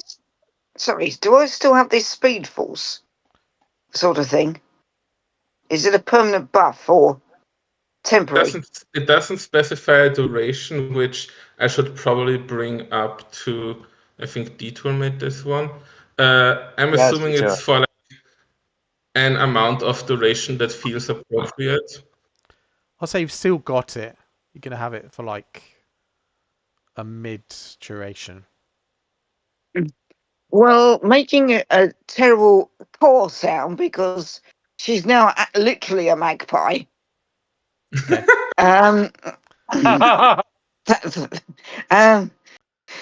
With a bit of difficulty, she reaches into the satchel and picks out an eraser. I've got this, guys.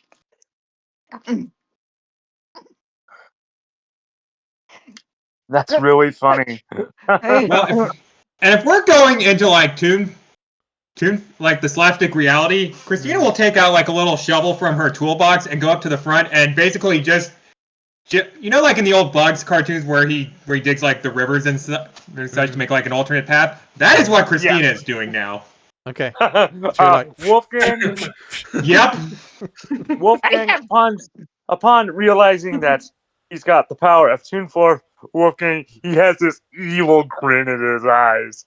He has like the star, like the One Piece stars, and he's all like excited. He decides to, oh great gods of the storm and the clouds, may you come to me. And you see, this is like storm brewing, and you see like it suddenly got cloudy, and he's basically kind of waiting for like the right moment to use storm brewing, but because it's a cartoon, it looks more cartoony and gray than it normally would. So Kill you, cannonball! So you manage to quickly get around this dam, but also at the same time, Magpie had basically erased it out. So between the two of you, you'd got around the obstacle. The cannonball ahead of you, basically sets like a TNT, and kind of carries on with like a detonator. upon seeing the TNT about to be detonated, Wolfgang's storm brewing activates, and basically he can conjure down like lightning from the storm brewing. Okay. So it'll like blow up before we get there. Okay. Okay. The cannonball does kind of like the, you know, like when you've got the legs going around, even though he's a cannonball flying in the air, and just seems to accelerate faster. That's great.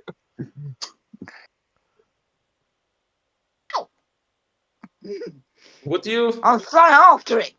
I'm flying after this cannonball because I now have the power of flight because I'm a bird now. Yeah. Would you count the river as an object? Yes.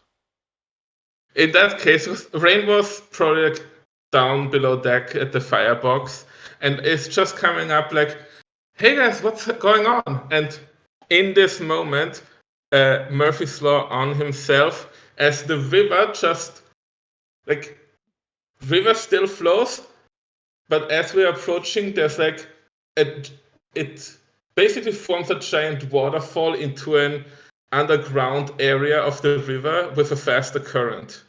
Okay. With a faster current. Mm-hmm. Yeah.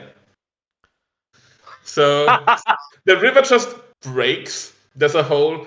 We go on top, and you know how in cartoons you don't realize there's no ground underneath you until you look. Mm-hmm.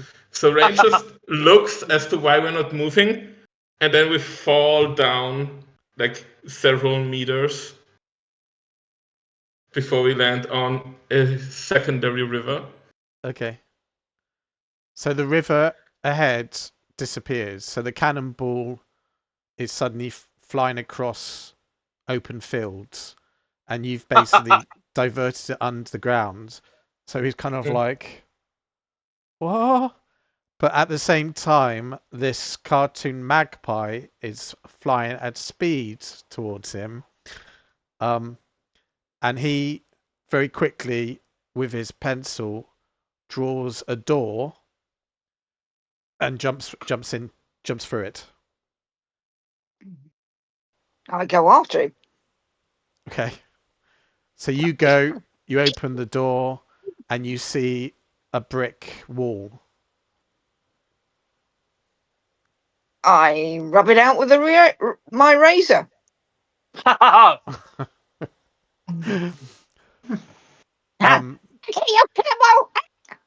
You see a panicked cannonball opening, another door appearing, and a panicked cannonball looking back, and you can see him looking back through the other one, and then kind of coming out.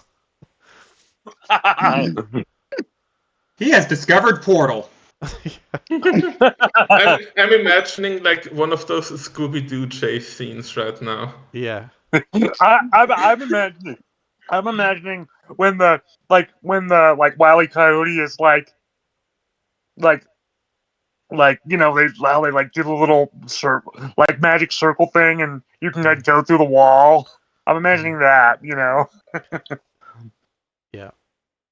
Hey, come on! They're gonna stay faster than a So because you're so much faster than him, he makes to go out of the other door, and you catch up with him. Yes, push, and he won't get hurt. So he's now captured, and however you want to tie him up or constrain him, you can do it. We are just gonna encase him in a big cube with the cement from the cement mixer. The four of us are underground the river, the three of us. With the cement mixer stuff, when you do that, Wolfgang goes, you know, if you need to bind the cement a little better, I can use my I can use the power, I can use my lightning with your cement to make it more sticky, hard. I'm not a construction person, but maybe we could work together to make your cement a little more cement, you know, a little harder. Is that cool, or, you know? Sure, why not? I mean, this place is already a mind freak and a half. Let's add on to it. Does anyone have a light, by the way? Yeah. Upon you see, do this Wolfgang uses, he has one of his lightning bolts, and he holds his hand aloft. By the lights of, when all the lights go out, you have Wolfgang to bring you light. You know, like that scene from Lord of the Rings where Sam lifts up the Palantir and gets all the light and shit. It's like that. So, just to reconnect scenes, so Magpie had brought the captured cannonball down underground and caught up with you.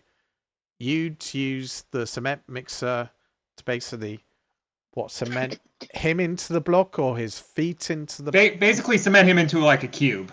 Okay, so he's cemented into this cube.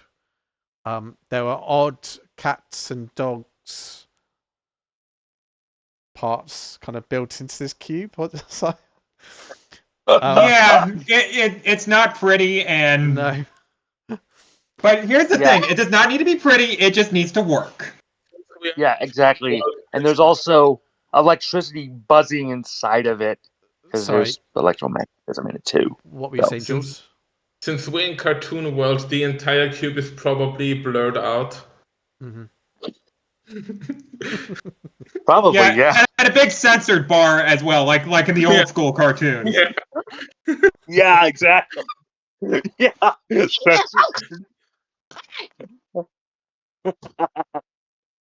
So, you're setting along on the underground. You can see you're in like a subterranean river cavern type structure.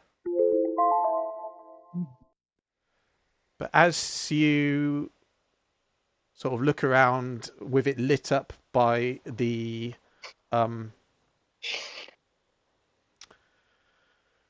By the lightning, you suddenly have a scene change. And let's see where you end up. Ooh.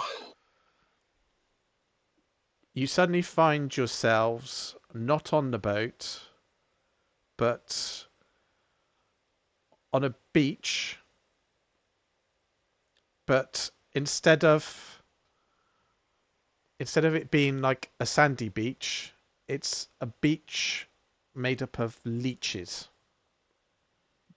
Wolfgang goes, leeches, cool.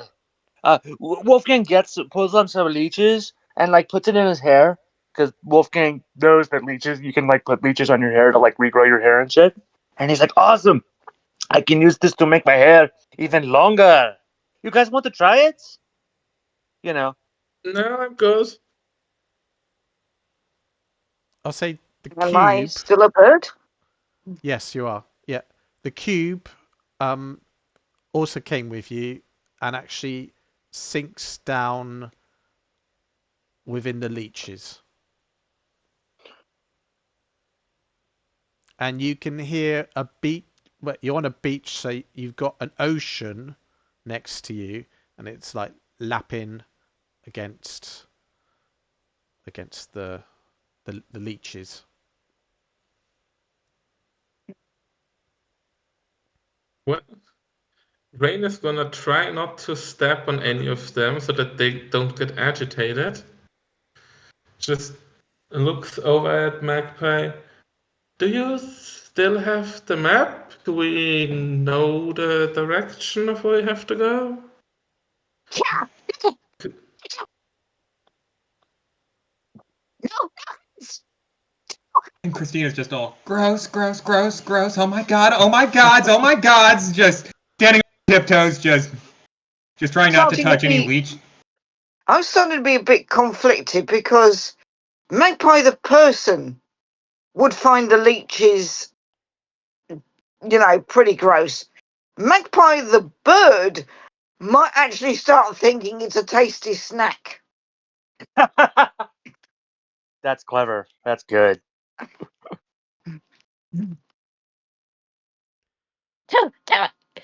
So not to eat. Now remember what happened to Wolfgang. Are you okay?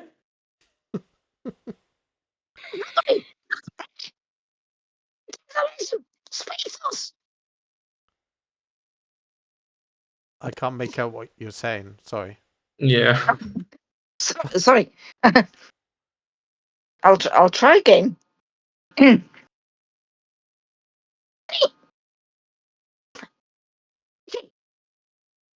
Fast, but metabolism faster than people. I still don't make it out. Just we'll You're imagine. cutting out a lot. We'll imagine I'll you're get putting yeah. voice on. Okay, the Magpie will get a pencil. Okay. And write somewhere on the boat. Speed force plus bird metabolism. Getting hungry. Want to eat. Leeches look tasty. I have something if you're hungry, and Rayne is gonna take out the last fortune cookie. Again, breaking it, keeping the message, and letting you have the cookie itself. Thanks. It's all right, thanks. Food. I'll write food in satchel. Oh. But you'll be picking up the crumbs of the fortune cookie, which isn't that easy because fortune cookies are sort of they're brittle, aren't they? And there's this awful pecking noise, bang, bang, bang. Bang, bang, bang. Wait, are we still on the boat, or No. is it gone? We're just standing on the beach of leeches. Yeah. Okay.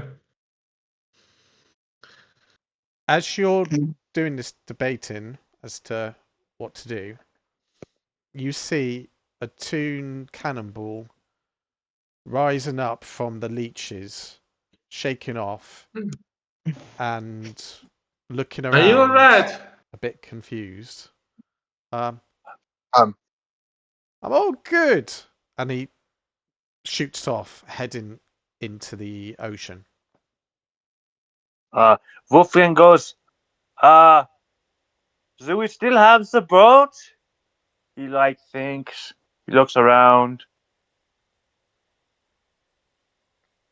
No, there's no boat. Wolfgang goes, well, there is no boat. And he looks around and he starts walking and he imagines, is there a lighthouse nearby? As you imagine it, a lighthouse appears. Yep. Wolfgang goes, he goes to the lighthouse and he knocks. Mr. Lighthouse Keeper, is there a boat we can borrow? We lost our boats. It disappeared. We don't know why. But we need a boat to borrow. Is that something you have? We'll give it back. We promise.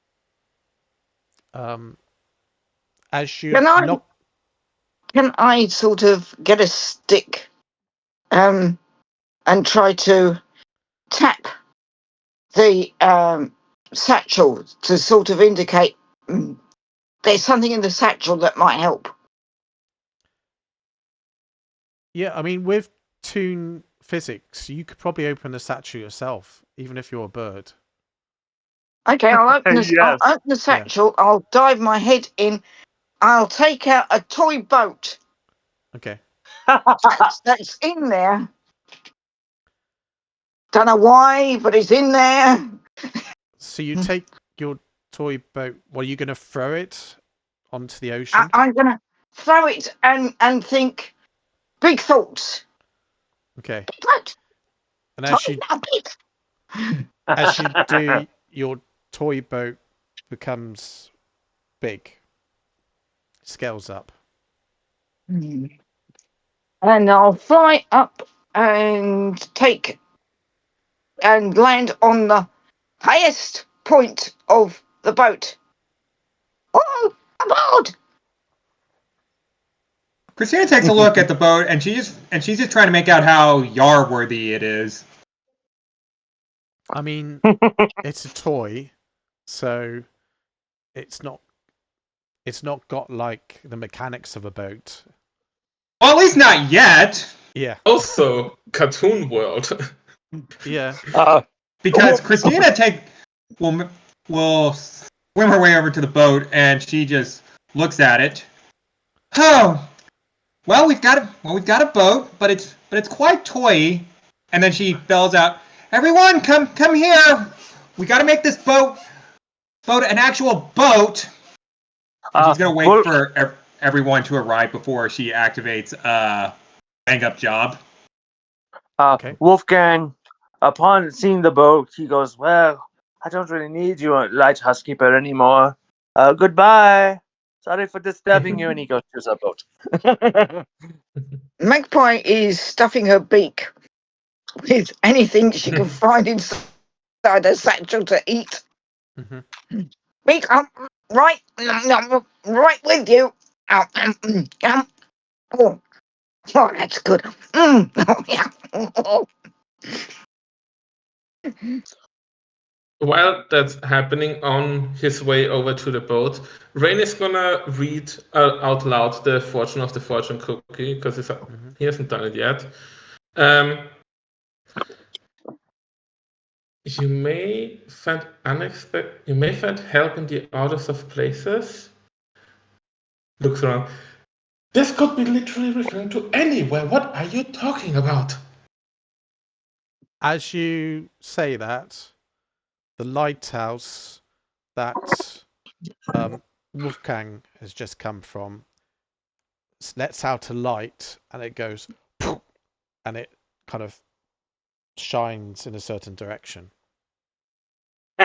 Hopeful. Wolfgang, upon getting to the boat, and goes, A boat made of plastic. He looks around. He goes, he looks at Christina and goes, well, maybe we should go to the engine room and make the engine a little more alive. He laughs. I'm picking out my map from my satchel. Okay. Help, please. No hands. Fold. Check map. So you manage to open up your map with your beak, and you can see a small island heading like on the horizon from this beach. So if you just keep going forwards, strangely enough, in the same direction as the light from the lighthouse, you see routes to the source. I will start bouncing up and down on the map to get my fellow agents' attention, as in my map showing where to go. Take a look. Yeah.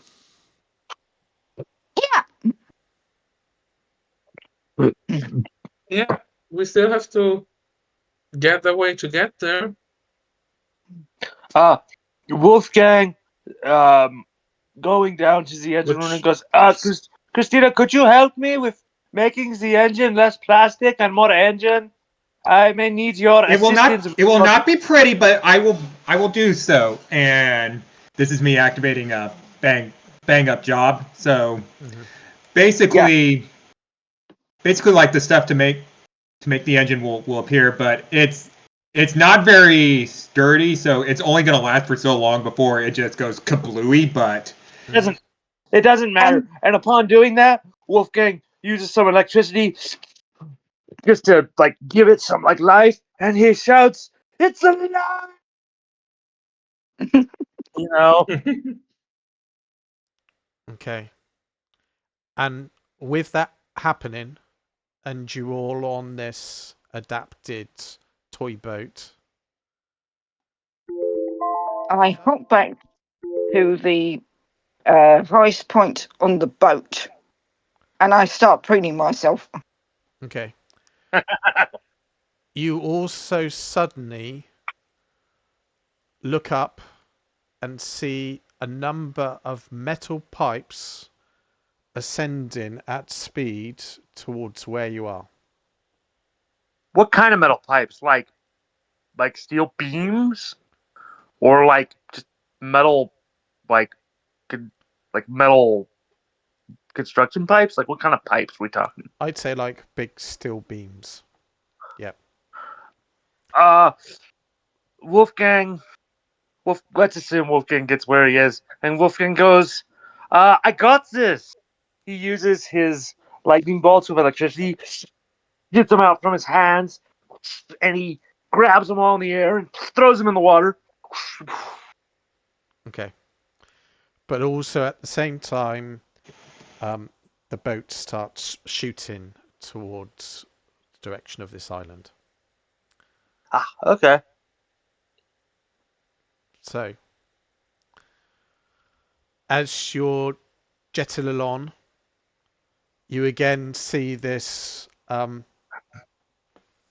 cannonball character not moving as fast as you and looking a bit distressed as you go sailing past him. My wings are outstretched and I'm just in a sort of rose out of Titanic pose. Oh, at the front of the boat. Yeah. Yeah.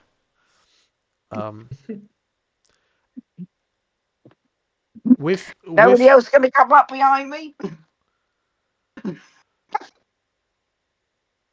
With the ability, the boat lasts just enough to get you to the island, and then the engine or the makeshift engine starts smoking, and as you said before, goes kablam. Or kablooey. Yes, kablooey. But you had just got enough steam to get to the island. And yeah, it's like a tropical island. It's got like palm trees. Yeah, what are you doing?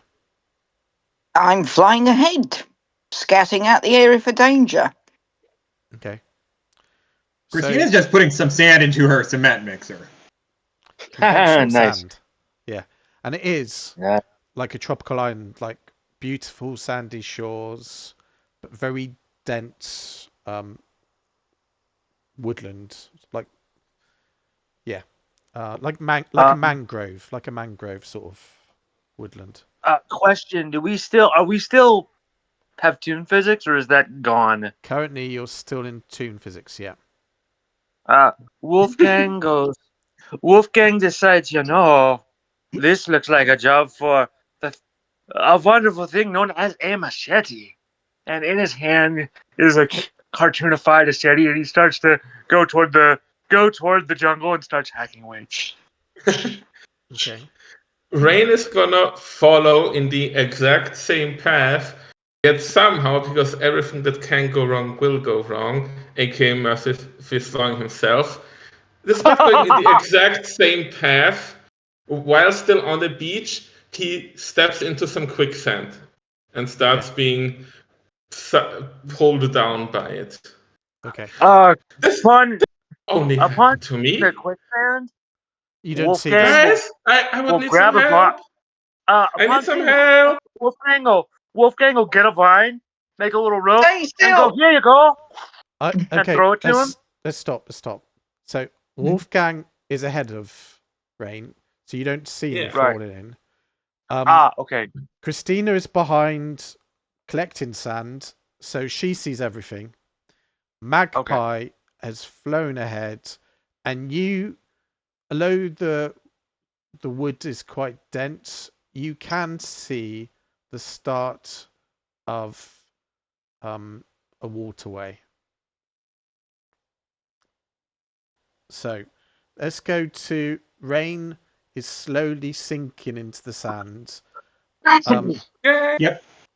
Christina hears that and she rushes over, gets like a little shovel out of her toolbox, and beckons her cement mixer as well, because she's going to hold onto it with one hand, and the other hand she will hold the shovel by the spade and offer like the handle to Rayne. Grab a hold! He reaches out and holds on as strongly as he can. Yeah. Where's and- your blob creature? Is it with you? It is, I think. I think it will jump up and try helping with the process by like getting a bite on the hand on the shovel and also pulling to the side. Okay.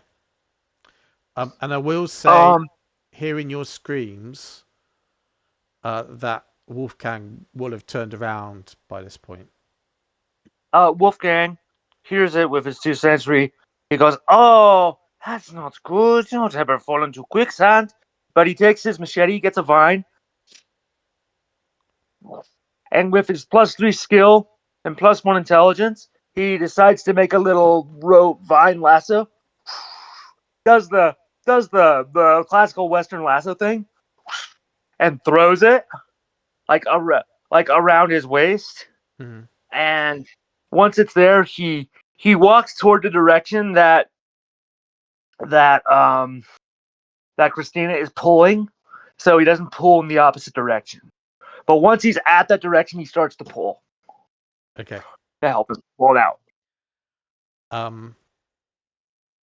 Okay, and you successfully manage to get Rayne out and covered half in sort of wet, sludgy sand. He lands on the ground in front of you. Yeah, Christina takes the sand and stows it into her cement mixer. Never let anything good go to waste. Yeah, Indeed. Today's not going all that well. I mean, nothing's too terrible has happened, but and he lets out a sigh and just kinda more depressed than annoyed by the situation. Gonna activate walking under a rain cloud, which makes a small storm cloud appear above his head, which reacts to his emotional state and will intensify over time with negative emotion. So now it's just in this tropical rainforest, there's one singular cloud, like a foot above him, that just starts drizzling down. And he looks up and he's like, Question. yeah. I did use storm brewing, right? Mhm. A while back. Mm-hmm. Is that off cooldown? I don't think so. Um, But yeah, let's say. I mean, it wasn't a massive dramatic effect, so let's say it's off cooldown. Yeah. okay. Upon seeing this little cloud, Wolfgang wants to use storm brewing to make it more around, make it more, make this little cloud more around us, and he wants to use Murphy's Law on himself. Well, can I use it on the team so we're all dour, not just Rayne, to like spread the, to like help him out so he's not all depressed? You know, Cheers. share the depression amongst each other. And Wolfgang's gonna go, "Hey, don't be down. Let's share the down." You know, so we're all like, It's fine. It always happens to me. I'm not used to it yet, but it's fine. Thanks for your concern, though. yeah. Okay.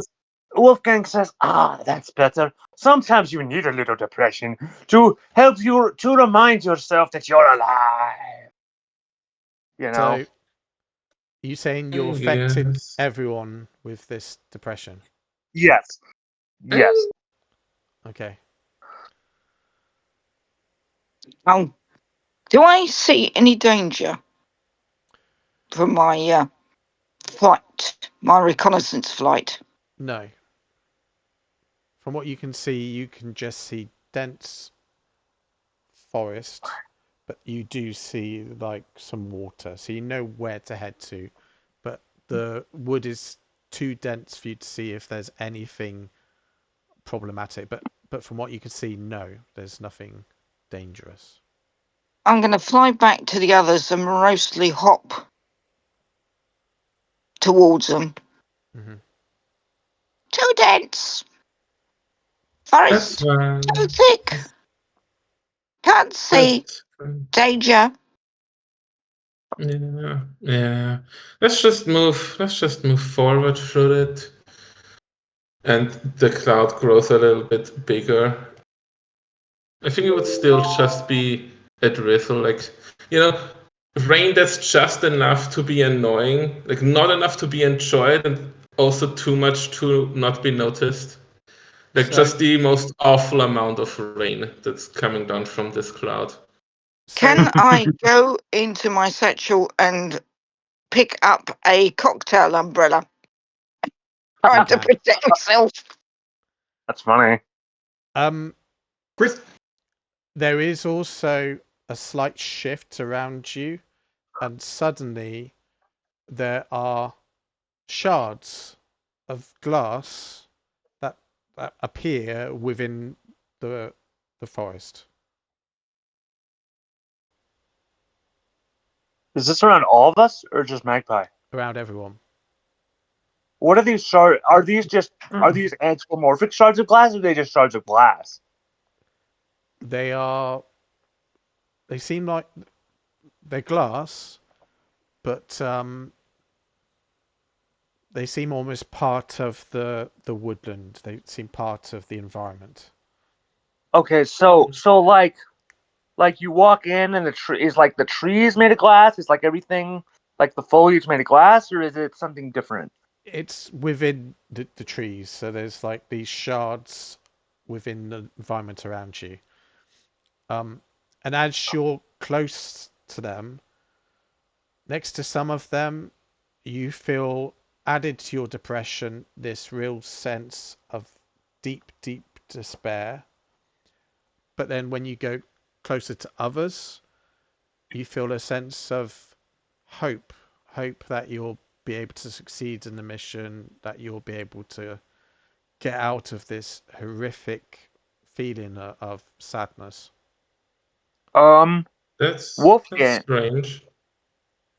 Wolfgang with his +2 1 intelligence and +3 skill, he probably would know something about. Can I say some of these glass shards are gemstones, like emeralds and stuff? No, they're not. They're not emeralds. They're glass-like shards. So they're not. Okay. They're not gems. Could I? Okay. So they're not like. Could some of them be like quartz or something? Like something that's more like it's still glass, but it's less like window glass, but more like dense glass. Okay, yeah, they can be like quartz. Okay, Wolfgang looks at it and goes, "Ah, I have heard of these. These are, because the reason I'm going to say Wolfgang knows about that is one of his family members was like a jeweler and stuff, so he knows about jewelry and different types of glass and different types of quartz, and he just by feeling it, and also he's going to use like electromagnetic powers to just feel the like electrical vibrations in the quartz, and he grabs one. No. There we go. And he gets one that's more hopeful, so he has less despair. Okay. What were you gonna say, Jules? Well, seeing how there's a lot of they are positioned in the trees and such, Rayne is gonna take a moment to think and let his intelligence do something. He's gonna take us his hand mirror, which is like just a small hand mirror that on the back has like science-y theming, and he's gonna position it to angle the light of the sun into the nearest shard and see if there's any pattern to, like, if one of them reflects to the next one, and if there's like a path that the light would connect the shards of glass together. I'm gonna say, as you do that, miraculously, the light does bounce off the different shards, and some of them seem to be glowing slightly with a dull glow. Some of them are shining with a bright brilliance. That's surprisingly nice. Wolfgang with his +2 to sensory, would he notice something more because he has the powers of electromagnetism? Like, would his vision give off more? Would it give off more information to him because he's a Thunderbird? No, because they're more emotion. You'd probably pick up on the emotions of it, maybe, with your sensory. I don't know. It's more spirit than sensory. So no. I have +1 spirit. So you'd If get you can use that instead. they're causing emotional shifts. Interesting. What is Caroline doing? I think for Christina, Christina. No, you're fine. You're fine. After all, your other big recorded mission had Caroline, so it's easy to mix them up. Yep. She looks over at Wolfgang and Rayne. Now I have an idea. I could clear a path, but I need to know this machine. I would need to know like what sort of stuff or what sort of path to clear out, if at all possible.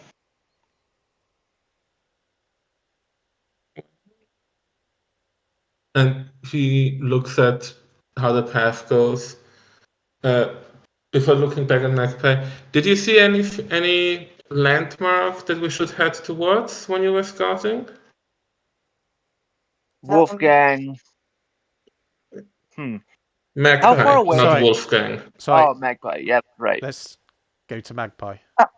Yeah, I will. At the moment, she's been occupying herself, looking at herself in the reflection of this glass and quartz. Because being a magpie, very attracted to anything shiny. Yeah.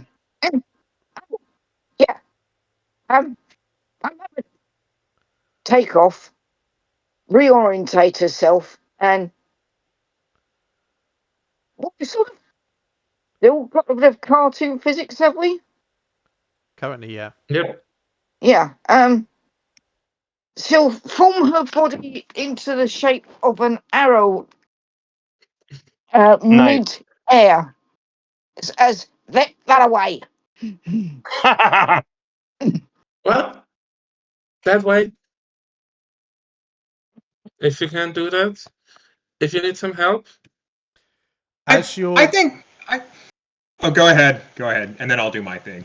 as you're having this exchange, you can hear someone going, "Oh, We couldn't hear any of that. oh." Yeah, I couldn't hear either. You can just hear someone like really distraught, and it's like, "Oh, I don't know what I'm doing. I'm gonna fail. No." Is Carry it the on. cannonball? It sounds like the cannonball, yeah. Wolfgang goes, well, looks like our cannonball friend needs our assistance. Maybe he won't run away anymore. Well, in that case, I guess it's time we need to expedite the process of getting over there. Now, do any of you have a fear of cramped spaces? No, Wolfgang doesn't. I mean, I All right. like them, but if it has to be. Yes, it has to be, for it is time to make some progress with Perry the Pipe Layer. And this is me activating Yes We Can. And it brings out like this big honking well, not big in the sense of wide, but big in the sense of like tall, as it just brings out like a large crane, so to speak, and it just essentially starts making like a pipe for like a series of pipes to guide them over to where Magpie was directing. Now it's quirky because there's all sorts of like corners that they have to go through, but what helps, because I have perks for it, the machine has like a thing that provides automatic propulsion for them when they go in.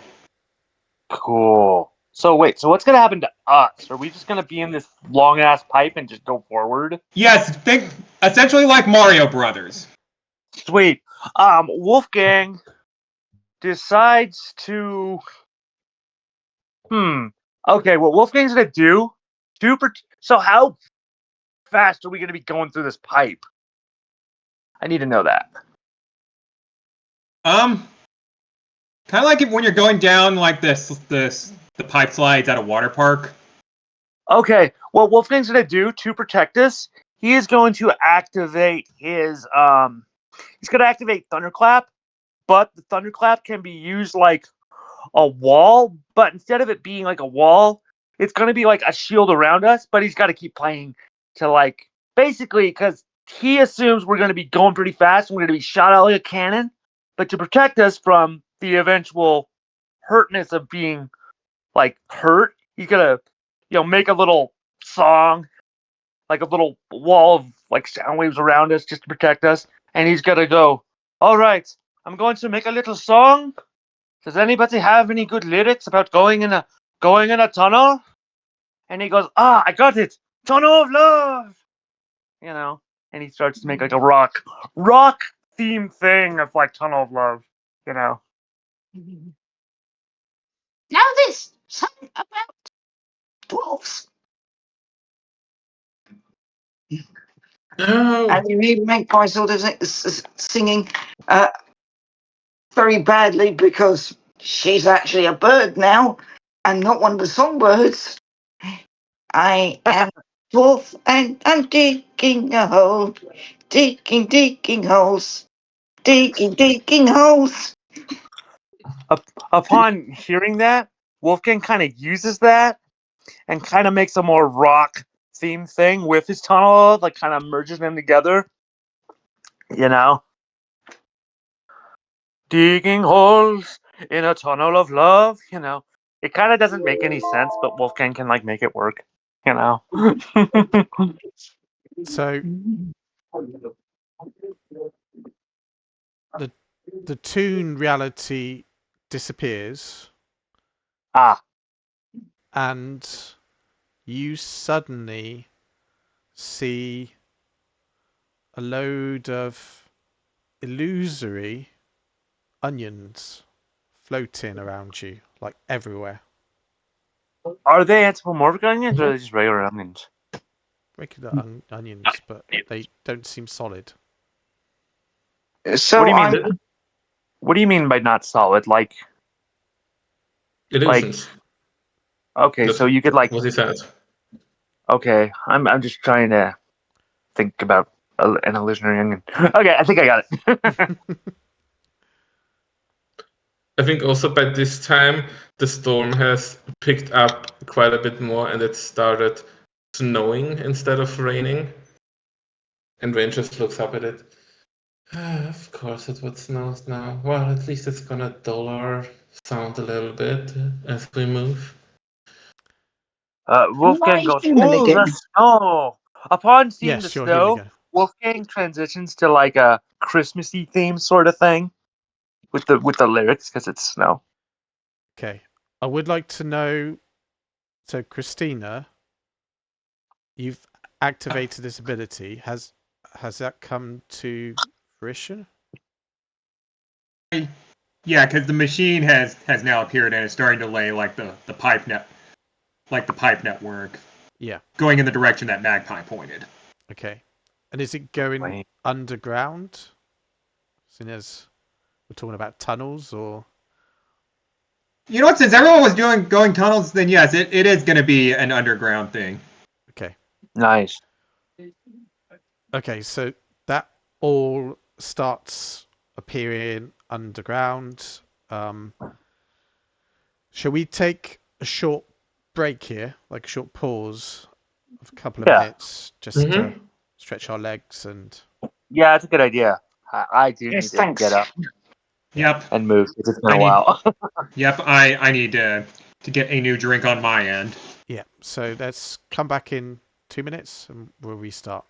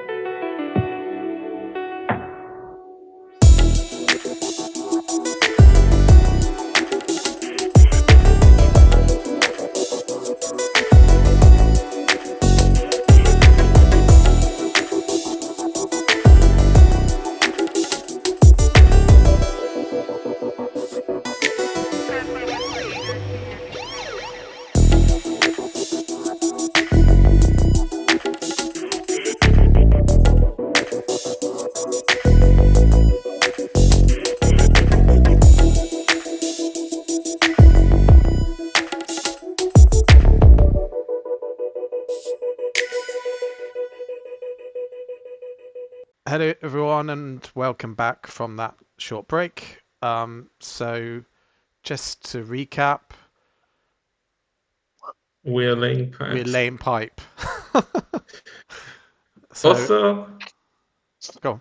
while that is happening, I want to say what my little blob companion is up to, which it's just moving over towards where the noise of the cannonball is coming from, and just getting closer and approaching him, because if an enemy unexpectedly comes across the cat at close proximity, they are briefly filled with paranoia.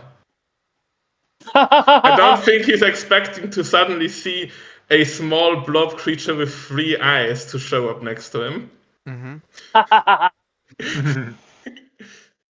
So, this cannonball is struggling to get out of some quicksand. Ironic. And sees this blob with the 3 eyes. Is kind of, oh, help! Please help! Help me, please, It's just staring at him. please.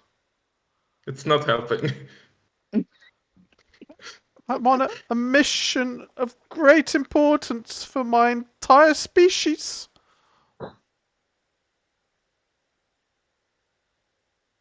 It's gonna wait until...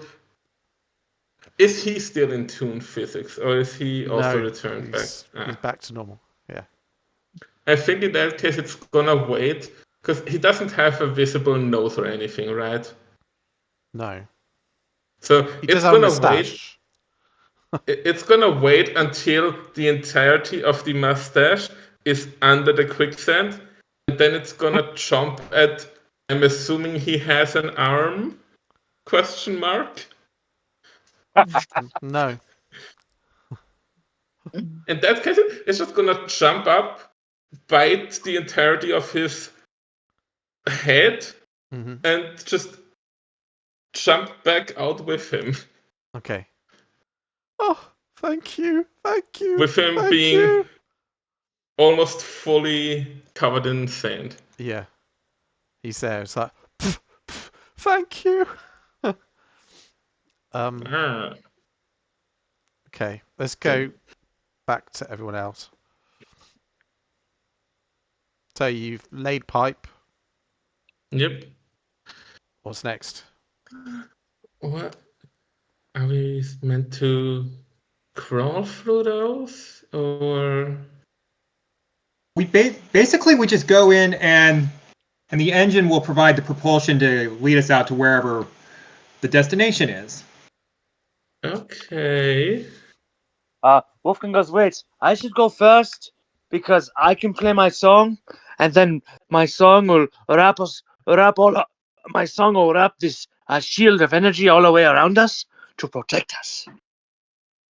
I'm not a bird anymore. I was having fun.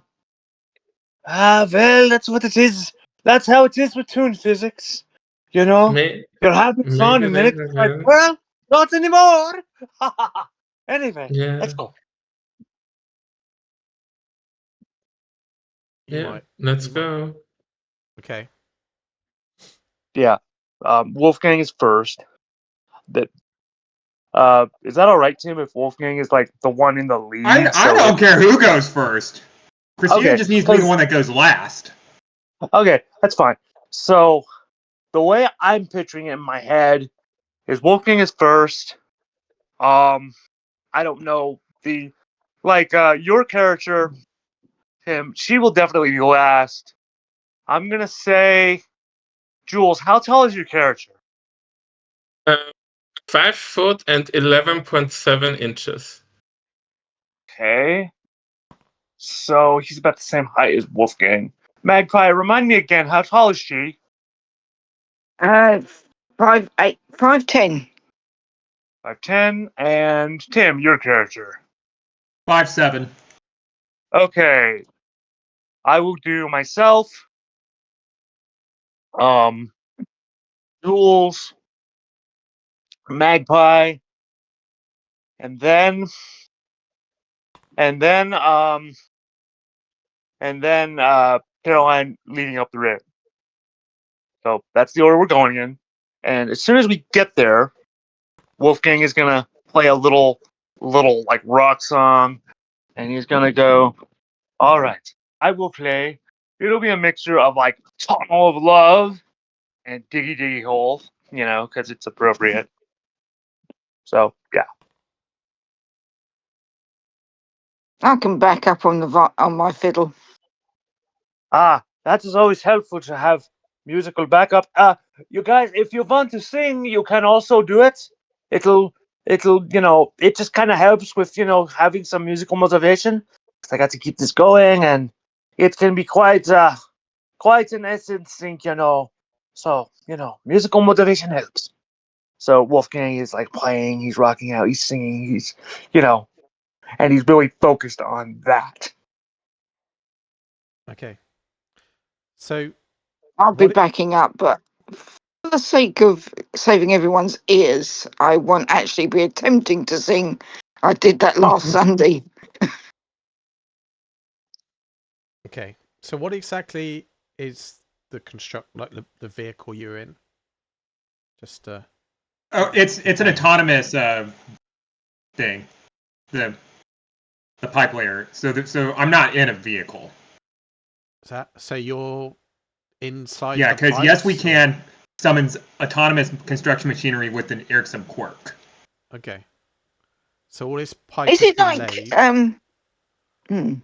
Like a sled? Like a sled with I guess the seats? best way to describe it is like it has like a that little what- crane thing, and it has the pipes on there, and it's just like feeding it down, and So basically just like pushing it along in the direction that Magpie had pointed out. So how are you moving along the pipe? Yeah, inside the pipe. That's what etch means. You're actually inside the pipe. I would assume, right? Okay, so a part of it is I have a perk that gives like a benefit, and it has like an engine that provides like a propulsion for them while they're inside. Mm-hmm. Oh, okay. I understand. I get it. Okay. So you're traveling along. I'm looking at the map. So you're traveling along these pipes, heading in the general direction that you need to get to. Mm-hmm. What are you doing? You just sliding along, hoping that you'll safely get there. I will be We checking should- my map to make We sure we're should be, going in the because right Wolfgang has a direction. shield up protecting us all that's like enveloped all around us. So as long as he keeps playing, we should be fine. Okay. Okay. So And plus, I figure with 2 luck, we probably would land when all is said and done in like the general area where we need to be. mm-hmm. Very true. We're going to do a disaster drop, and I'm going to invite the people we've actually got in the audience to make some suggestions as to what disastrous things could happen to everyone in this pipe.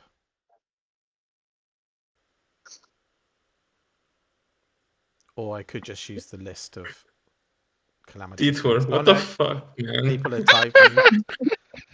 What the fuck, man? What's he put? What's he put?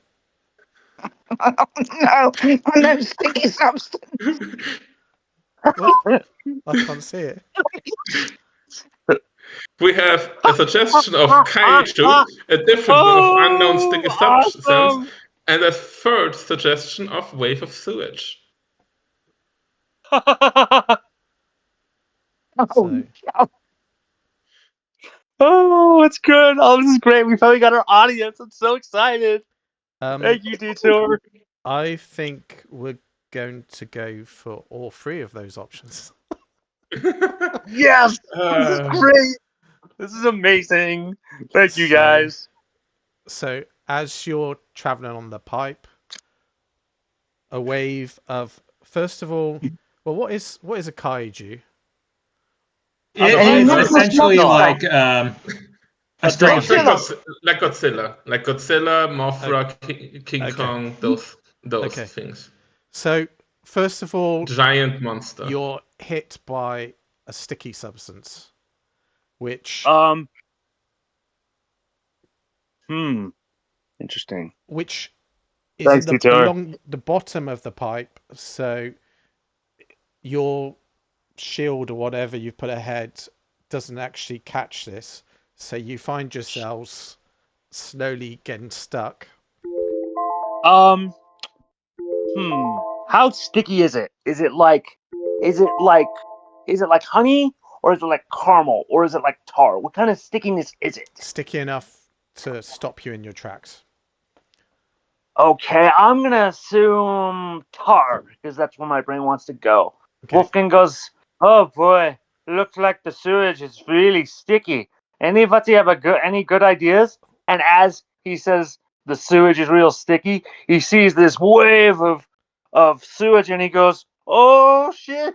Yes, quite literally. Well, I don't have an idea, but if the pattern that has always been working is working, then and at this moment a Murphy's law happens, and the pipe that we're in is like the part that we're stuck in is just about where it connects to a different pipe, and that connection breaks.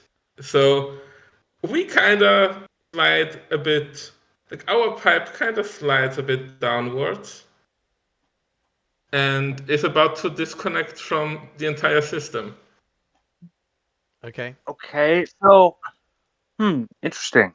So that happens, and you see this wave of shit quite literally going in a waterfall in front of your faces. You're like, oh, thank goodness we missed that. Oh, Because of my shield, is the wave of shit like not getting to us because we're shielded?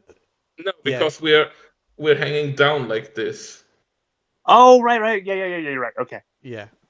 That But you can makes still sense. smell it as it go flying past your faces. And although the breaking of the pipe might have seemed quite fortuitous, you do actually find yourself in a cavernous space. So the fact that you're actually in a pipe was quite fortunate, because there's a large space around you, and as you look down, you see these two big, great, glowing eyes looking up at you, and then this monstrous noise of ah! I'm not going to do it loud because I don't want to, but like a loud screech fills your ears. Wolfgang goes, "Did we just meet the great beast of all?" Ah, there you go. Just like that. Thank you for the sounds. I remember that film. We kill the animator via a heart attack. How do we do that? Wolfgang goes, "Well, this would be better if we had tomb physics." But he thinks and goes, "Well, what do we have? No. A drill? How large do Yeah, these drill. eyes Yeah, we do look? have a drill. Yeah, a drill How might help. I mean, large do maybe we these could eyes look? Like from where we are, judging on the distance, how much smaller it would seem compared to how it is. What's a rough estimation of the size of this thing? Based on the size of the eyes, it's gigantic. Like you could fit in one of the eyes. It's that sort of size. Guys, I'm maybe we should leave? I've got an idea. I've got an idea. I'm going to go into my satchel and get out 3 torches and hand 1 each to my other agents. When I say now, I want you to click the torches on. Okay. 1, 2, 3. And using the ability of my greybeard's hat, I am going to produce the most enormous roar. Okay. Oh dang, I can't do it because I just used use thunderclap with my shield. Oh well, that's So okay. you produce this enormous roar, but also as everyone switches their light on, you can see this giant lizard-like creature lit up partially from your kind of interlocking torches. And it kind of hears this roar, but just kind of looks at you as if to say, "Are you kidding me?" At, Oh, at this, Rayne starts, not so quietly, panicking and just rambling to himself. Just, the kind of things you would say, like, this is such a bad idea. Why did we do this? Why didn't we just leave here? Making the rain cloud or the storm cloud grow even larger as it starts to hail in, well, this entire area, basically. He looks up, of course, now it's also starting to hail. Wolfgang. What Wolfgang's gonna do? He is going to. How big is this cavern? It's big enough for a large lizard-like creature to be in it comfortably. Okay. How smooth are the walls? Yes. Are they like? I need to know how smooth they are. They're fairly smooth. Okay. Are there any? So is it like? Okay. What I want to do is I want to like run and do like a wall jump, like run, do like run, get on the wall like a little bit, and then like, are there any like stalactites, like those spiky ones that are on caves that are above you? Mm-hmm. And then once I have momentum, I want to jump between one to another to another to another to another, just to like gain height. Do.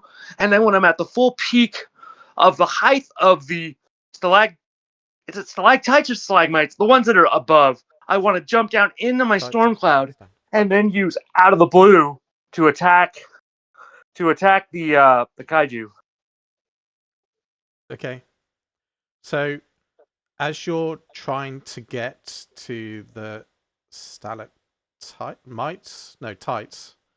Yeah, I think Tights going down. tight because up. the T, because the T goes down and the M spikes go up. Yeah.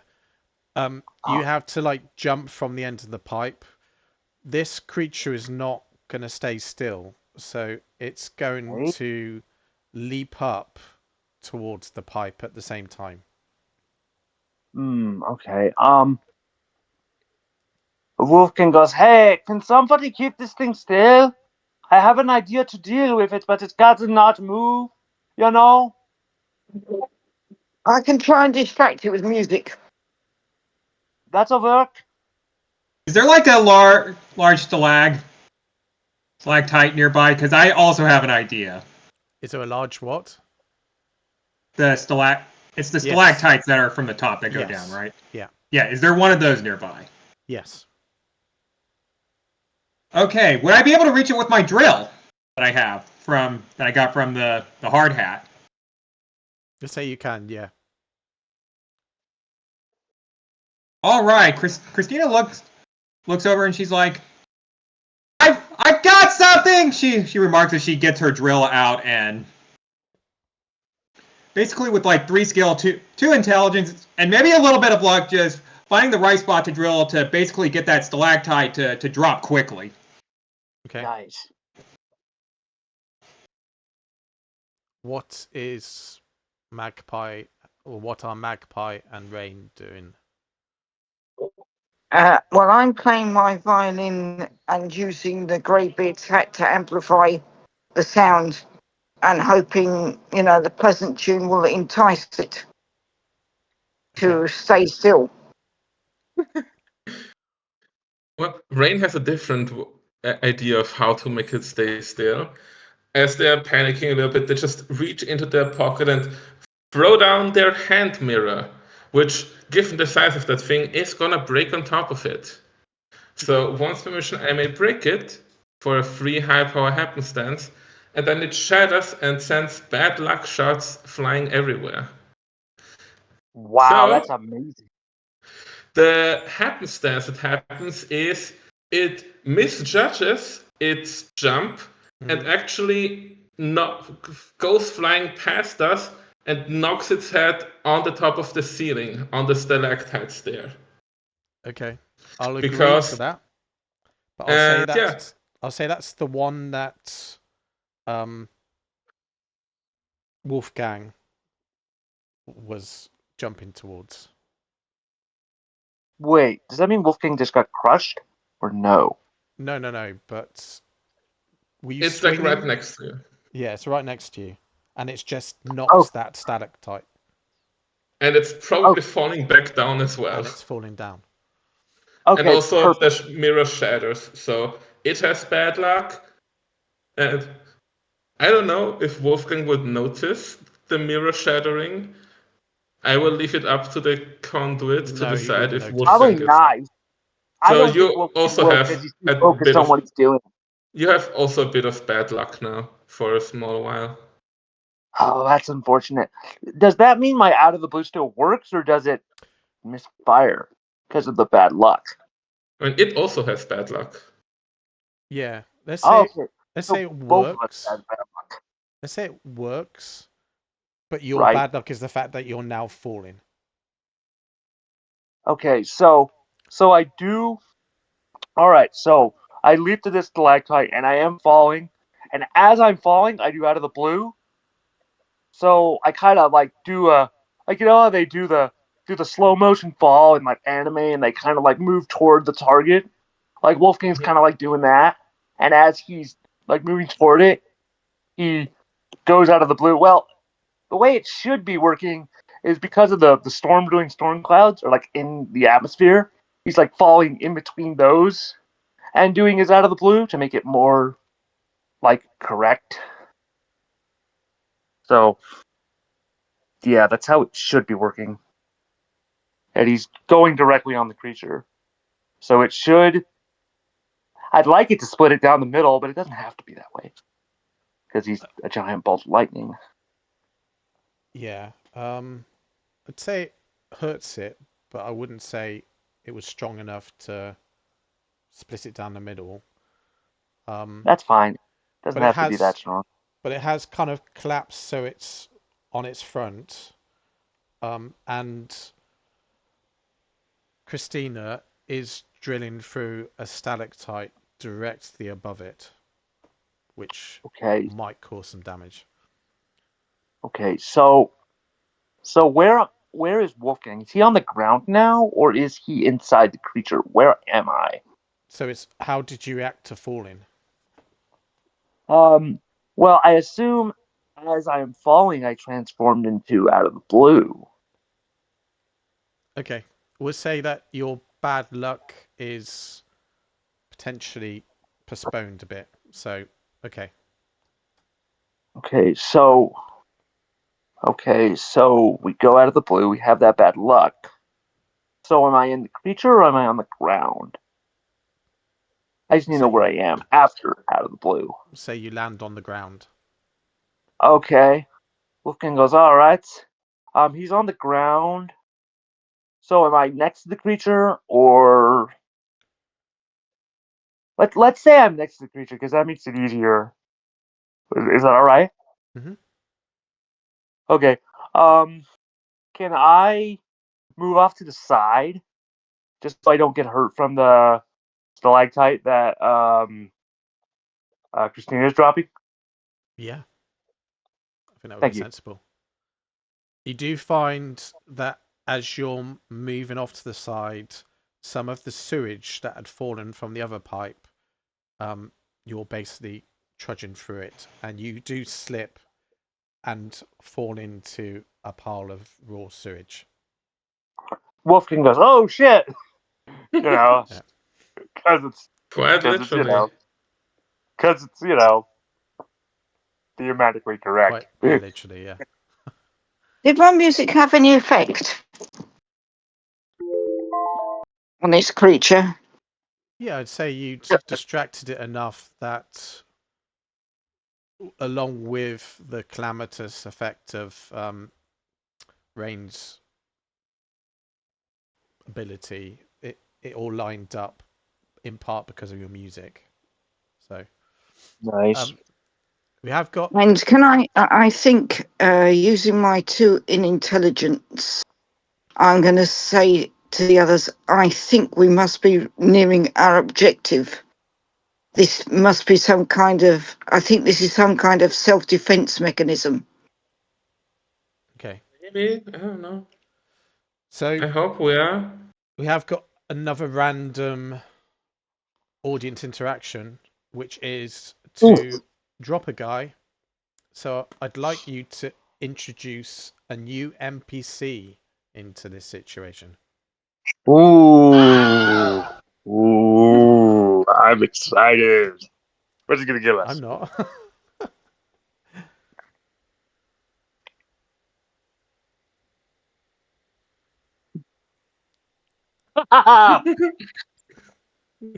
Anthropomorphic crab people or just regular crabs?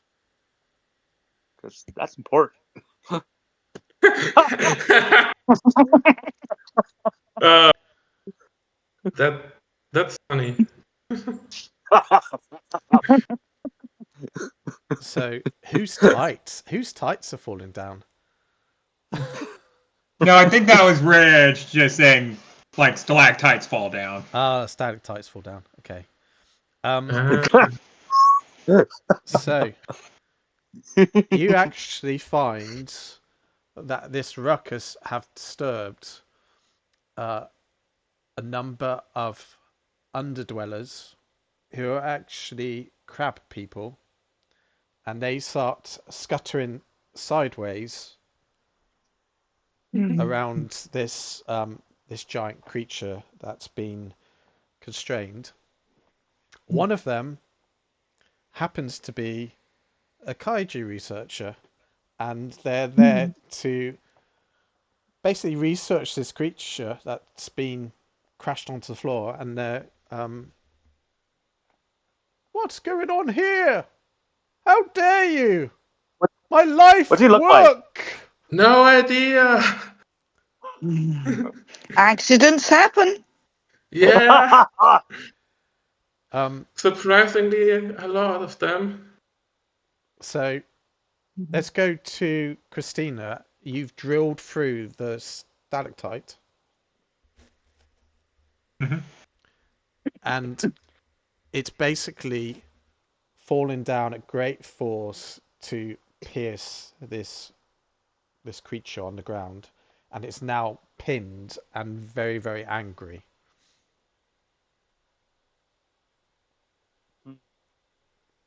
Question: where is Wolfgang's essence? Because I've used a lot of abilities. I'd say you were sort of probably mid. Okay, that's It's what been I a was ton. assuming. Yeah. But it's always nice to check in because what I want. Okay, this creature's angry. How pinned is it? Can it still move, or is it pretty much stuck? Can what still move? Sorry. The kaiju. Oh no, it can move, but it is kind of like pinned. So Okay. I don't think we need to do anything. I think it's as long as it doesn't move right now. I think we're good. Let's just continue. Preferably not through the pipes. Yeah, those pipes doesn't really work very well. And he goes to the researcher. What does the crab researcher look like? Is he like a does he have like a top hat and like a mustache like the cannonball guy? no, so 'Cause I wanted to. he's blue. He's a Okay. Brazilian rainbow crab. So he's got Ooh, a sort neat. of Pretty. bright luminescent blue shell, and one claw bigger than the other one. He has got a tiny little hat with his little feelers either side of it. Yes. And yeah, he seems friendly enough, but also quite distraught at the fact that you've severely damaged the kaiju that he'd been investigating and researching. Wolfgang goes. Sorry about that. We didn't know you were investigating this wondrous creature, but it was attacking us. We couldn't just not defend ourselves, you know. Magpie hands him some bandages and some plasters. That's it. So they're like, it's okay, we can still do some research, and I mean, at least it's constrained some way. And the crab Yeah. people going around start sort of getting some rope and sideways step in to basically sort of lash it down. Would you Right. say a mid duration has passed since we were at the beach? Like since we entered the pipes? Mm-hmm. Yes. In that case, the small little blob has somehow been able to follow us through to here and is now approaching towards the crab people and the kaiju. I think it would, if it's not detected beforehand, it would move over to the researcher and gently nibble on his foot, I guess. Oh, Yeah. what is this? Oh, it's a friend of mine. Small Kick. critter. It will kick your Don't pay critter it too much mind. It's harmless. It uncontrollably kicked your little critter away. That was an automatic reaction.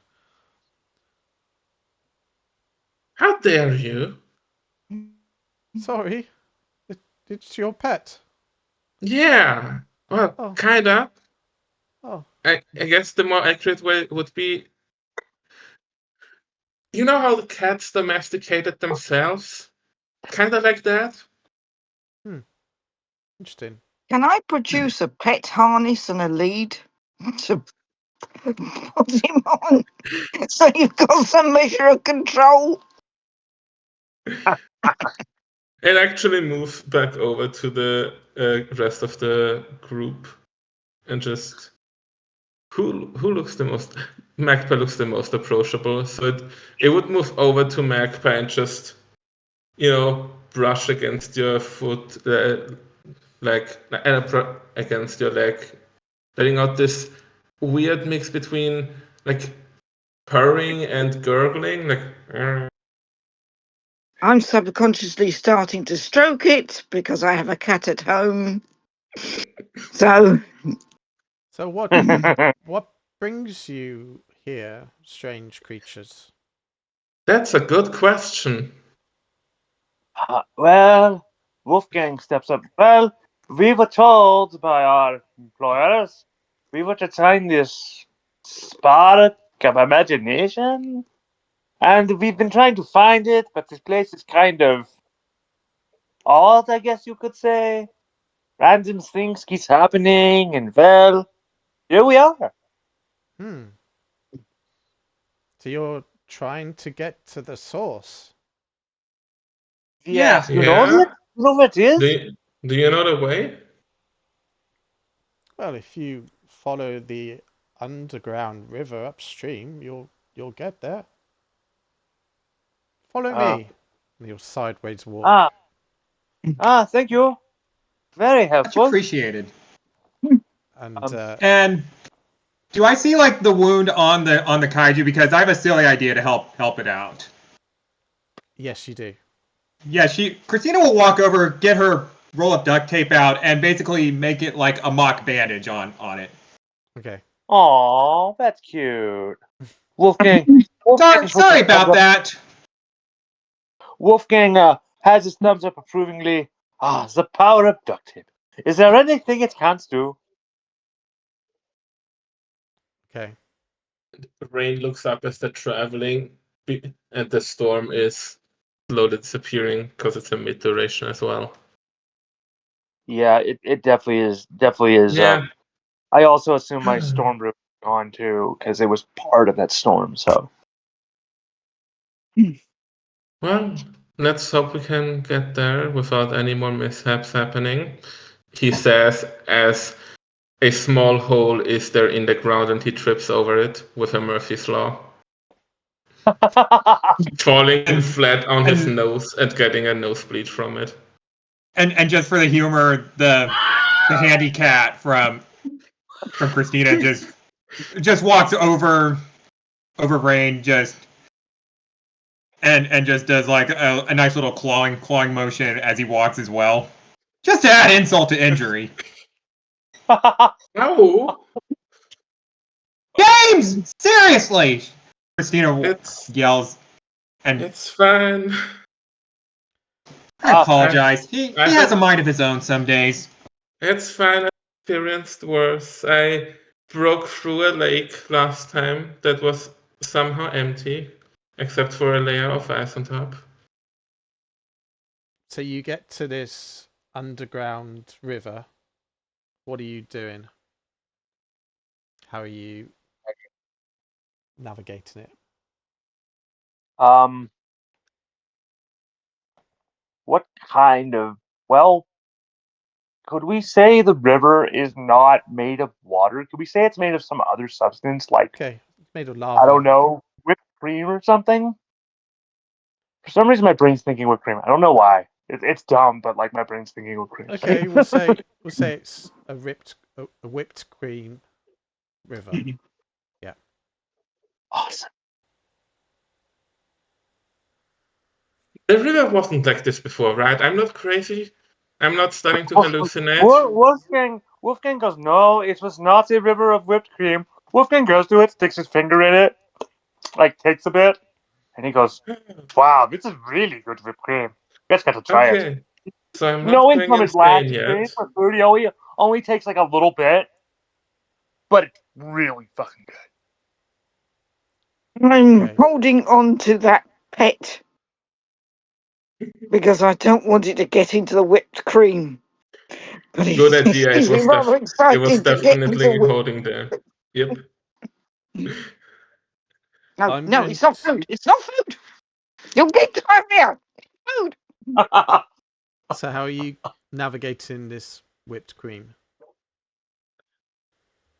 Well, turns over to look at Christina, our local handy person who builds stuff. You have Would you an have said idea? a mid cooldown has occurred since I made the pipe machine? No. Good question. Wolfgang looks around. Like, we have a river of whipped cream. Do we have other candy items in the vicinity, like giant lollipops, things of candy cane, chocolates on flowers, things of that nature? I tell you what. Let's ask the audience. What is there around them? Yes, that's a good example. That is wonderful.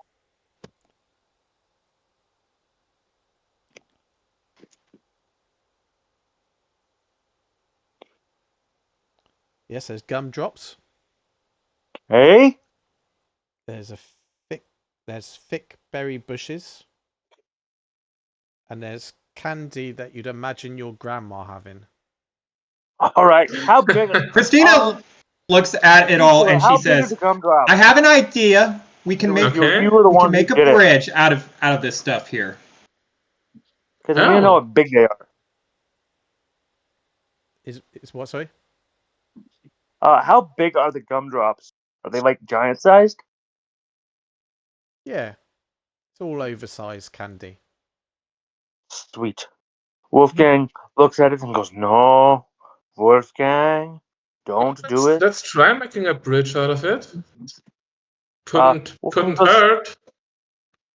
Yeah, because Wolfgang, Christina is also getting more stuff put into her cement mixer. This time around, like just the regular ground.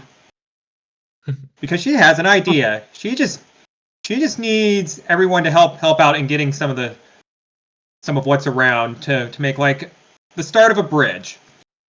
Yeah. Wolfgang gets some that grandma candy with the little strawberry things. He gets one of those. He gets one of those butterscotch, that like golden butterscotch thing, and he gets one of those. Gets like a Werther's original. It gets like a Werther's original and like plops it over. and he's using his +1 willpower to like make sure, Wolfgang, don't eat the candy. Remember what happened at the pancake place.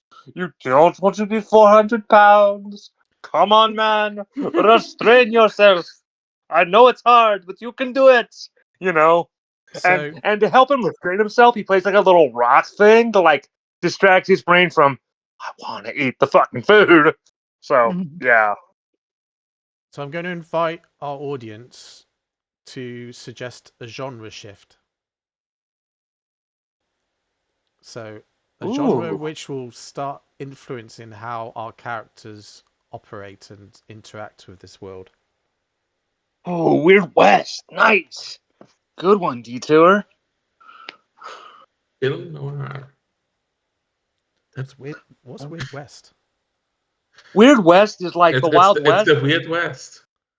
Okay. Weird West As is in like the the Wild RPG West, game. but it has more fantastical elements like steampunk or like mechanical creatures that wouldn't like exist in the Wild West. Like if you've seen the film Wild Wild West from I think it was 99 or 98, it's like that. Okay. Yes, it's sort of like the Diglands RPG. I'm Okay. imagining it like Cowboys Yeah, versus yeah. Aliens, like that movie. Okay. Yeah, that's a good example too. That's actually a really good movie. We're going to go with Weird West. So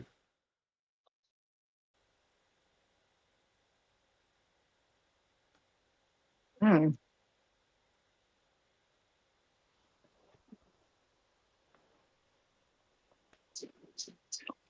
So Is there a sound? Because Yeah, I would assume Wolfgang, upon entering this Weird West setting, you hear the good, bad, and the ugly, and the good, bad, and the ugly. Wah wah wah wah wah wah.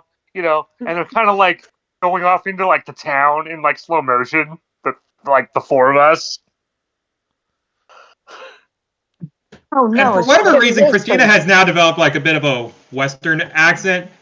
So kind of think like Sandy Cheeks. So she still has the intelligence, but just has like the Texas accent now. And she's like, "Well, now I done reckon if y'all can get them gumdrops down onto the whipped cream river right there, maybe as well some of that grandma candy in between the gaps, then I can get some cement to sturdy it up, and we'll be across the other side faster than a steampunk caveman dropping off all its materials."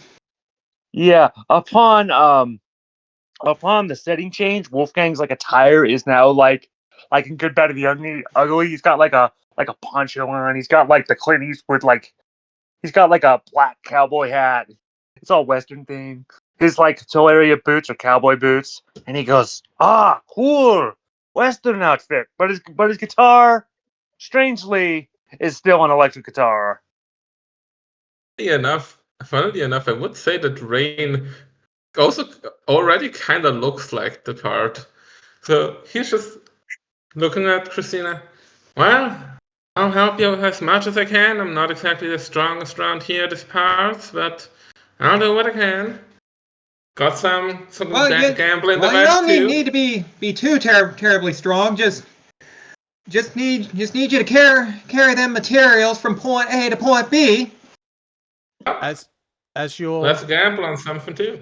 having this conversation, you can see a couple of crowd folk, one of them puffing on a cigar.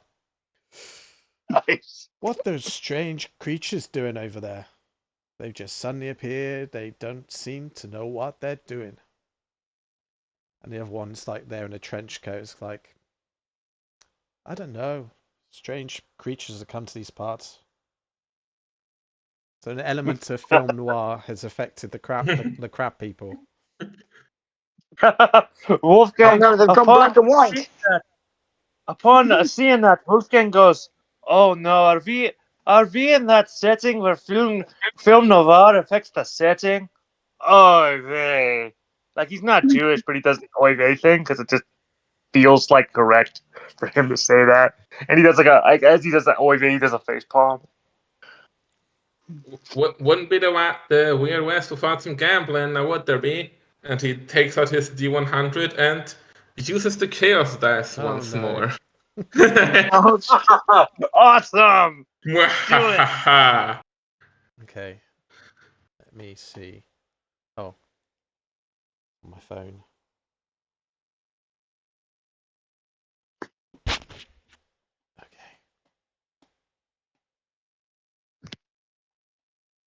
Let's get in the chat.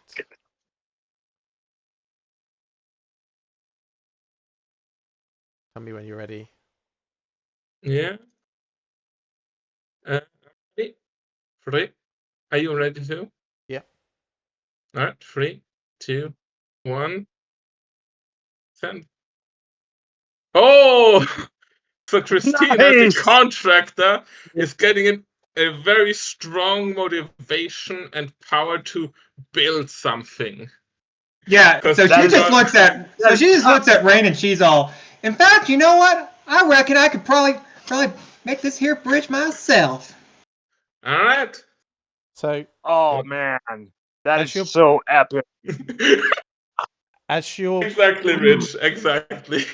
As you're building the bridge and you're creating it quite quickly, you can hear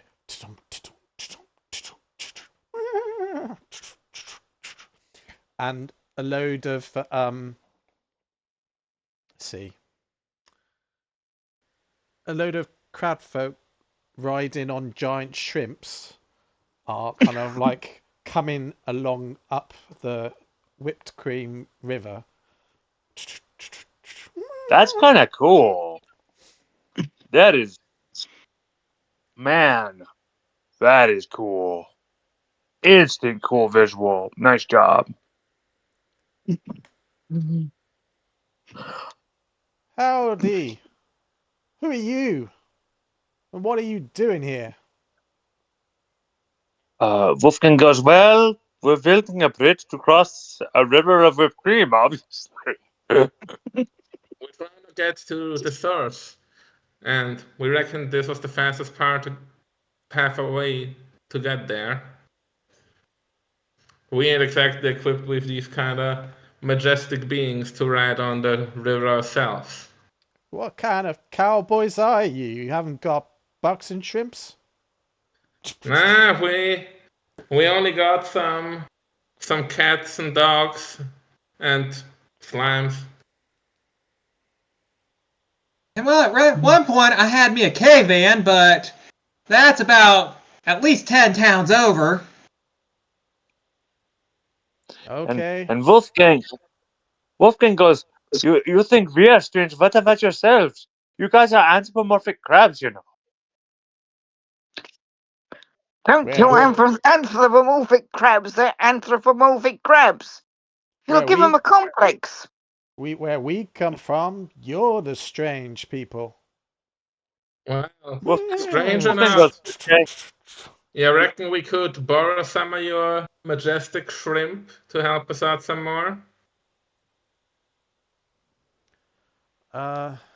What's in it for us?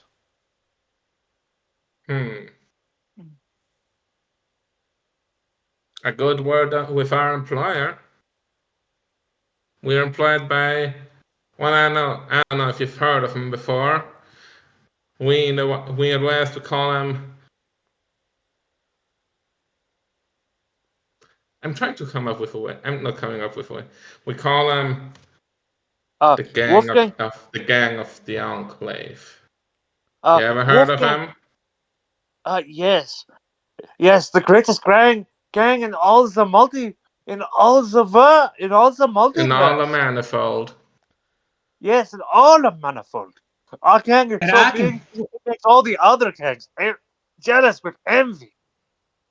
The only thing that I can show you all how to make really fancy buildings for storing all your shrimp. The only thing that such majestic creatures there. The only thing that talks to us is gold. Have you got gold? Wolfgang goes, I got a silver ring. He takes off his family's ring. And he says, "Do you want that? Pure silver." So one of these crab will grab it with their. Okay, you can take my shrimp. But Thank what you. about the rest of you? You have some gold. Okay, What? little lady, you can take my shrimp too. Christina would first offer her hat. You know these caverns can sometimes be mighty dangerous. Something to protect your head, just saying. Thank you. I'm going to reach into my satchel. I purloined some gold quite a while ago. So I will say, I'll get the second smallest nugget of gold out because I don't want to tip my hand. And I say, will this do for amounts for every member of the team? That will work. Yeah. Feel free. And they basically Pleasure offer up doing business with this. a shrimp each. You're there with your half-built Okay, bridge. yeah. Well, let's get on riding then. Gotta be by the source by sundown. Whoa there, Yes, indeed. Tradosos. Yes, indeed. Although Wolfgang suddenly remarks, "It's kind of ironic we got these shrimp. It's kind of ironic we forced Christina to build a bridge when we had these shrimp. You know." You never know what life throws at you. Indeed. Wolfgang gets on his shrimp and goes, "All right, shrimpy." He pets it affectionately. Okay. So you find these shrimp. Although they're a little bit skittish at first, they act as if you've been riding them for years, and they start, and you make your way up, make your way up, make your way upstream, and you eventually find that you get back on land, and you can see the forest kind of dropping around you. Mm. And yeah, Is it as thick That- as before? it's quite thick, but it's thinning out as you get further up. I think it's time for some more audience interaction. So let's see. Okay. I would like. So we're going to go into tune mode. I would like the Ooh. audience to suggest what tune physics will apply. Ooh. Interesting. I wonder what curveball Detour and Rich are going to throw at us. And Ginny.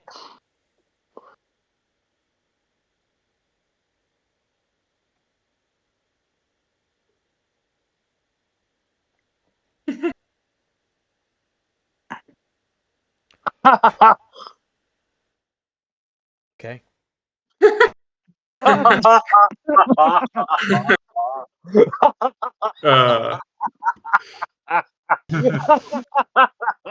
That's good. That's good. It's really good. Really good, Janine. So, I've got painted holes in things are real.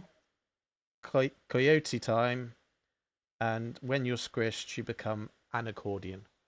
So Wow, it's good. That's some good shit. so you're moving along on your shrimp, and suddenly Coyote appears running along, and they don't seem best pleased that you're there. And yeah, you suddenly find an anvil dropping from great height towards you. I pull out an umbrella from my satchel. Can can Wolfgang use one of his lightning bolts to latch onto the anvil and push it away? Well, first of all, what did Magpie say? I'm going to pull out an umbrella because remember I've still got apparently super speed from my satchel and hold it above myself. Okay. So you pull out an umbrella. Wolfgang is trying to do what exactly? Like lightning it. Well, basically, what I want to do is use lightning. Like the anvil's coming toward us. Basically, Wolfgang's going to use lightning to latch onto the anvil, like close around it and push it out of the way. Okay, I'll say that you've each individually got an anvil falling towards you. Nice. So, Ooh, that's fun. So you do that with yours. Rayne is gonna seem a bit like a copycat, but he has an umbrella that actually does something magical when it's opened. So he's gonna do the same thing, but as he opens it, unexpected weather. I think something silly. If you are allowing me to pitch something silly for this. Mm-hmm. I tell you what, I'm not going to allow you to pitch anything. I'm going to allow the audience to pitch it. Okay. Nice. Unexpected weather in the rainforest. While they're pitching that, what is Christina doing? Reaching into her cement mixer and just quickly building like a structure, basically like a bit of a wall that extends up and then something atop said wall, so that way it won't hurt her. Plus, I figure she still has. If Magpie used the gold, then she still has her hard hat, so that'll also help. Yep. So, as well as the anvil falling down, some men actually start raining down as well. Wolfgang is like, he's just gonna say out loud, "What the fuck?" Like he's like literally just gonna say, "What the fuck?" He's just like he's gonna hand that speech, just gonna face palm, cause hallelujah, it's raining, man. Yeah, as soon as Dana does something really silly. She just looks up at the sky and she's just all. The cavern. I'd like to know whose genius idea this was to have it rain men all of a sudden. I'm fairly certain there are some people just sitting around just coming up with all sorts of convoluted silly stuff. Well, Wolfgang says, that's unreasonable. Wolfgang says, I've heard the theory from what was it? Oh yes, I've heard this theory from Rafe Venegrath. I don't think it's real, but according to him and some of the other really smart, like people that work at the Enclave, they say there is this outside force outside of Manifold that can suddenly influence our missions. Nobody knows what it really is, but apparently it exists. And according to Rafe and some of those other smart people, they also believe what we are experiencing it doesn't really exist. Like apparently we don't exist. I don't think it's true. I think that's a bullshit. So, but with who knows? Wolfgang's monologue, two of the anvils have fallen on top of Rayne and Magpie, crushed their umbrellas, and they end up accordions. Do they make accordion sounds as they move? Yeah. Yes, obviously. Christina, it falls off of your hastily built construction, so you're fine. And Wolfgang, you managed to get rid of the anvil, but a man ends up falling into your arms, and you hold him in a princess hold. Wolfgang goes, well, hello there. He's not gay, but he's gonna do the bit because it's what you do. So, Yeah. So, what are you doing now? I'll say Wolfgang. Go to the other two. the shrimp weren't concertinaed, so you're still like as accordion people, kind of on the back of these shrimp, sort of moving forwards. It's really funny.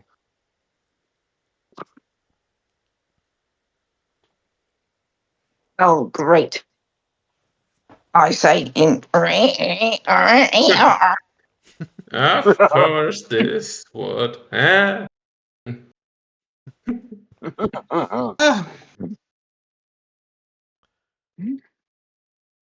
So you get further along the river, and it starts narrowing as if it's moving closer to its source. You see the cannonball ahead of you, sort of looking back, laughing, and careening off.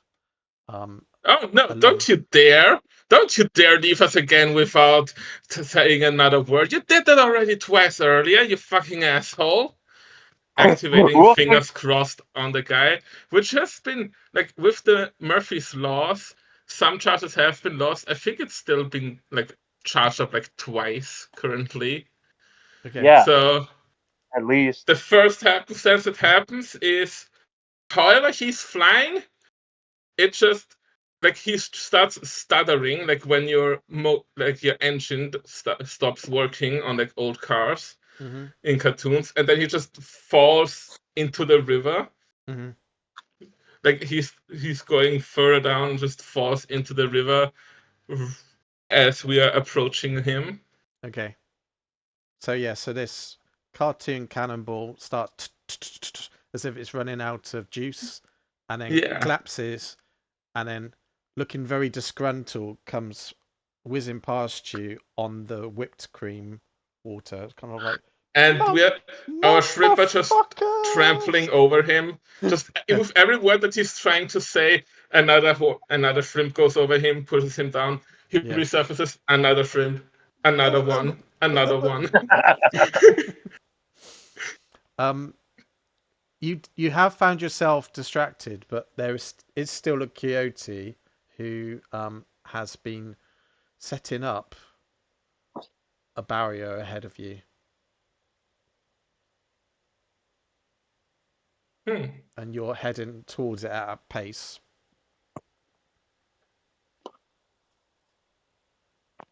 all right, I am fairly certain that yes, we can is now off cooldown. And what does the barrier look like? It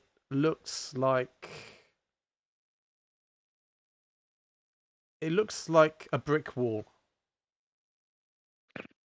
Oh, lovely.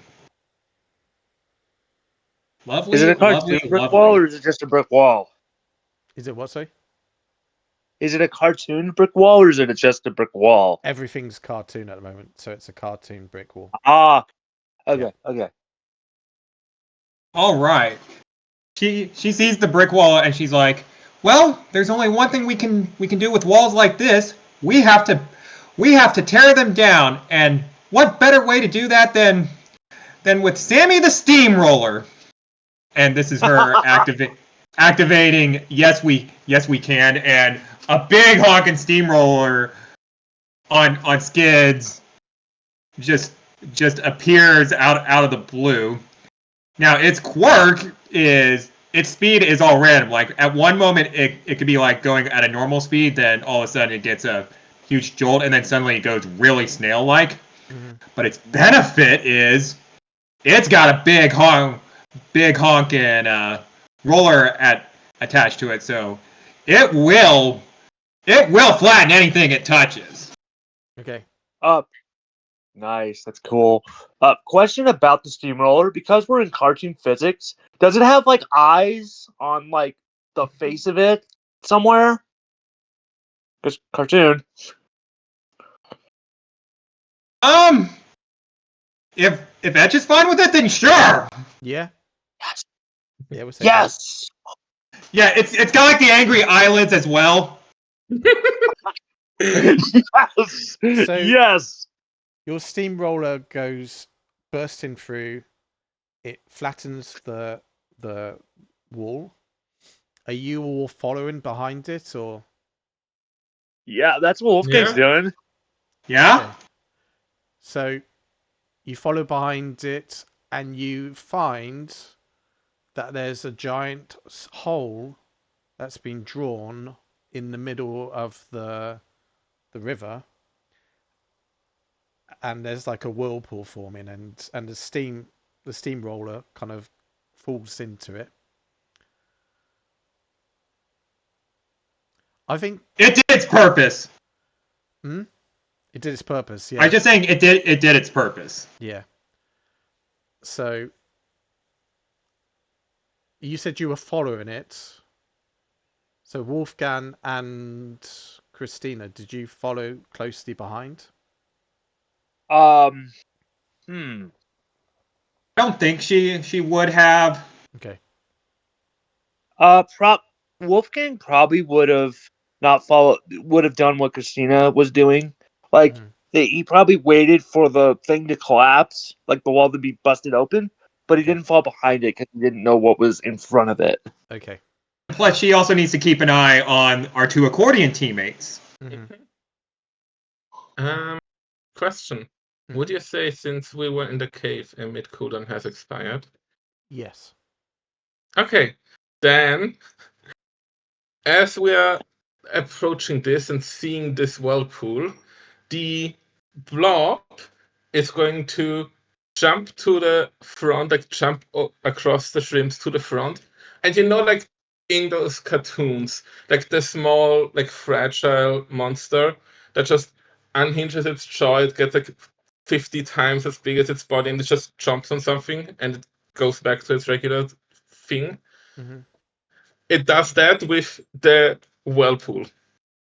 It eats the whirlpool. Okay. Yeah.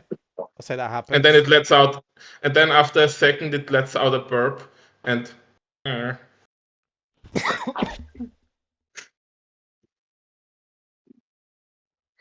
So you find the way ahead clear, and you can follow the river as it sort of dwindles and becomes like a very minimal flow. It's almost like a stream now.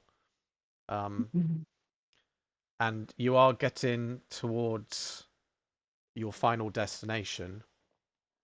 But I think we've got like a couple of things that could happen before you get there. So we're going to do another audience interaction, which is for a reality break. So, like a surreal, dreamlike pivot to happen. So, could we have some suggestions as to how the world changes around them?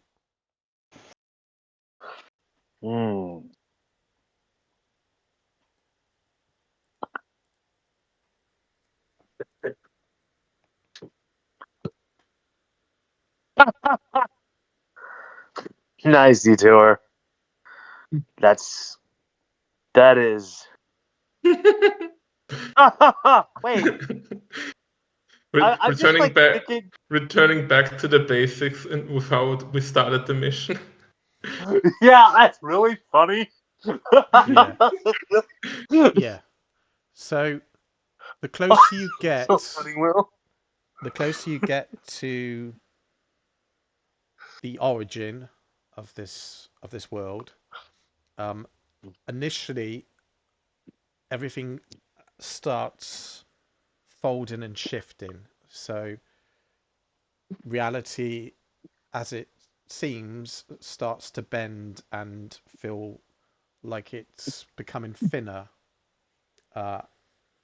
And you find yourself on a featureless white grid. Wolfgang goes, have we entered the Matrix? Isn't this... It is a grid, like, or does it just... Is it like a canvas or like a grid pattern? No, it feels more like I'm on drafting paper now. Yeah, like someone's painting us. Drawing us. Wolfgang goes, hello? Weird people in the ether, are you done fucking with our lives? I'm going to say, No. as you look at the grid, you can see small little signals going.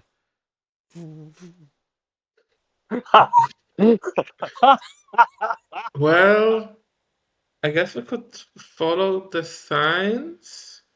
I will also say that you move out of toon physics into almost being drawn outlines of yourself. You're basically become 2D animation, weirdly 2D, 3D, but yeah. Okay, Yeah. Is it like 2.5D?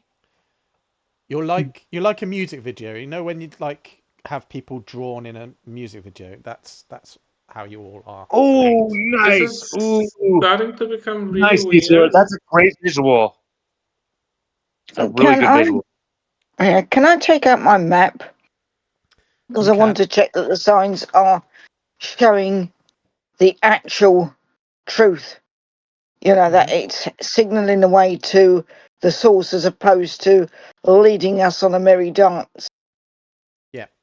So you take out a paper map and you can see like it sort of drawn in front of you, and it basically has like massive the source, and you can see this bright light very close to where you are. It's like churning out signals, and you can see the grid sort of like firing things away from this source. So you do get the sense you are close to where you need to get to. Can I just to check for safety cast forking the road, looking towards the source to see what other impediments might be in our way? I'm going to ask the audience again. What does Magpie see in Fork in the Road? Ooh.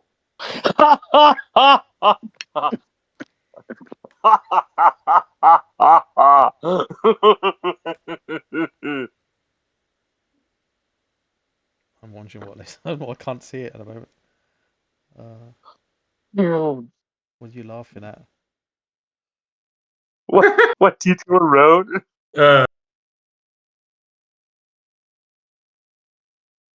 Okay, so yeah, we'll say you see turtles, and you do see the threat of a giant eraser. Oh crap!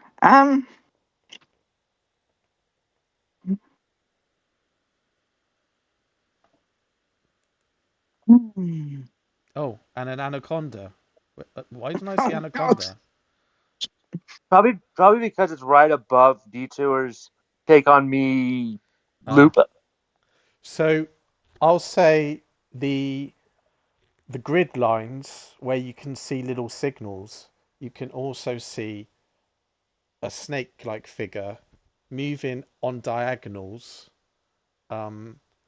consuming these signals. And you realize that if you go the one way, this snake might actually end up eating you. Wolfgang, Wolfgang doesn't know this because it hasn't been conveyed to you.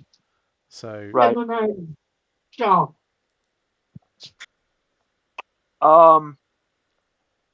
So when will Wolfgang see it? Because what I want to do You don't see it at all. You don't see it It's at all. Yeah, you don't Magpie's see it. Fork in the Road. Oh, Magpie's Fork in the Road. That's right. So Magpie, how are you using this Well, information?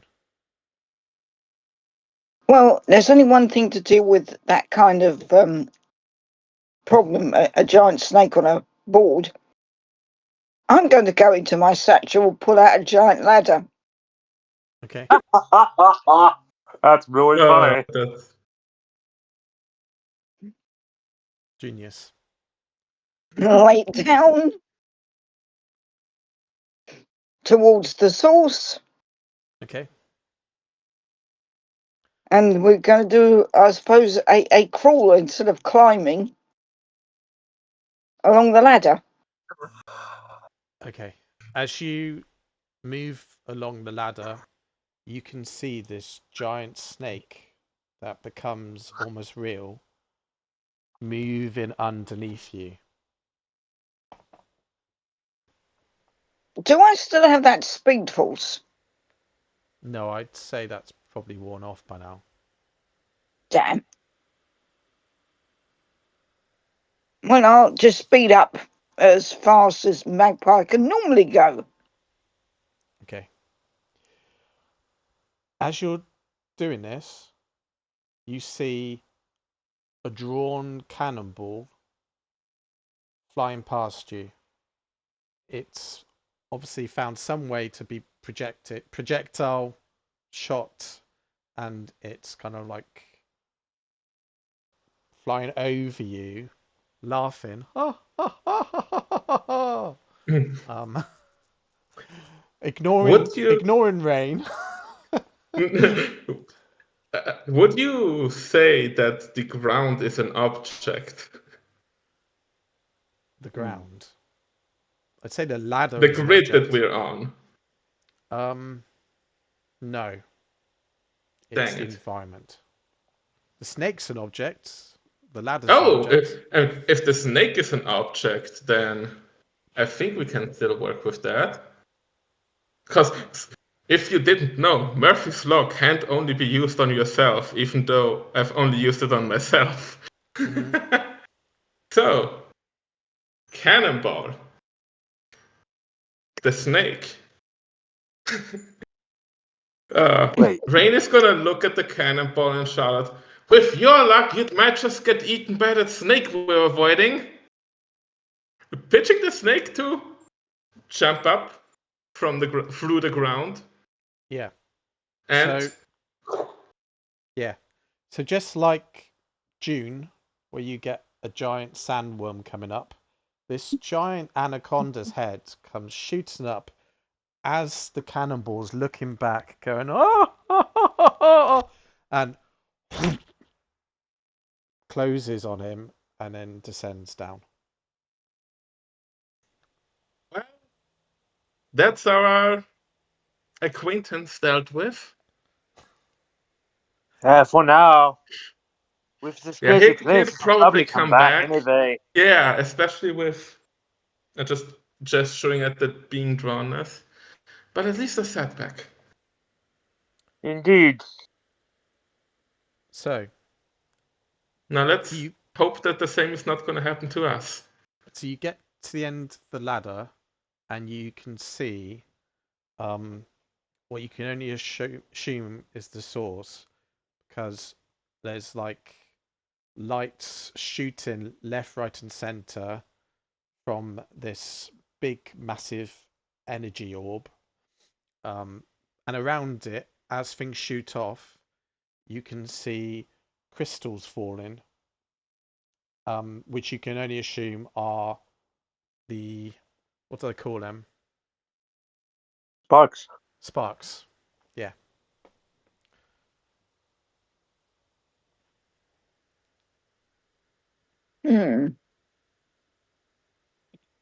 Wolfgang goes, the source, he's all like, whoa. You know, like the Matrix, whoa, it's one of those, you know. Can I get a fishing net? You know, one of those kids' little fishing nets out of my satchel. And I'm going to try and catch one of these sparks. You can pick one up. You just pick it up from your... Okay, I'll pick one up and put it in a jar, and it goes into my satchel, and I'm keeping that. Okay. That's my memento. Oh, you're just keeping one for yourself, not for the Enclave. Okay. So you get a very Wolfgang small one. Wolfgang decides to get one. He's like, he thinks, well, the Enclave probably wants a pretty large one. What's Probably. the largest one he could fit in his hand? Like, he wants one he can carry, but he doesn't want one that's like massive.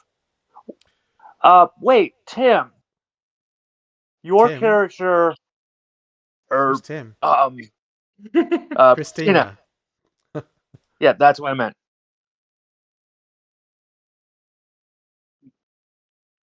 Christina. I'll start handing Yeah. out jars to everyone else to try and catch some more. Yeah, she will take a jar and just go after it.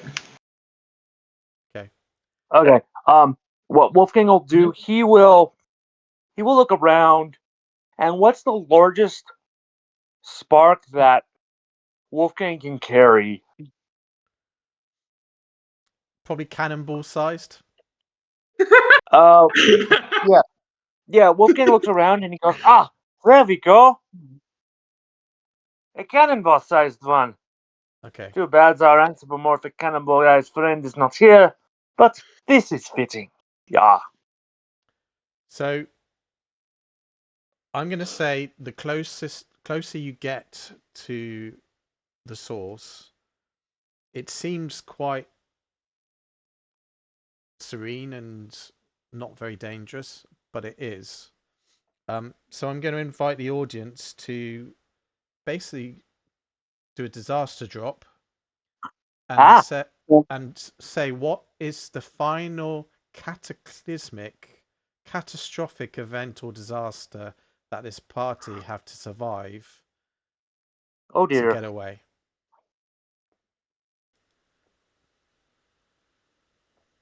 Okay. And this is like the final hurrah of the mission, so make it good, please.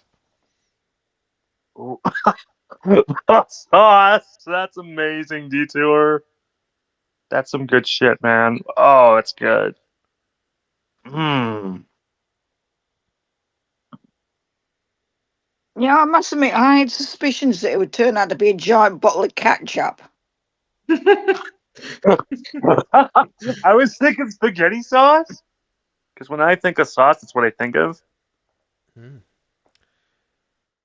So basically, all your thoughts become real, and No.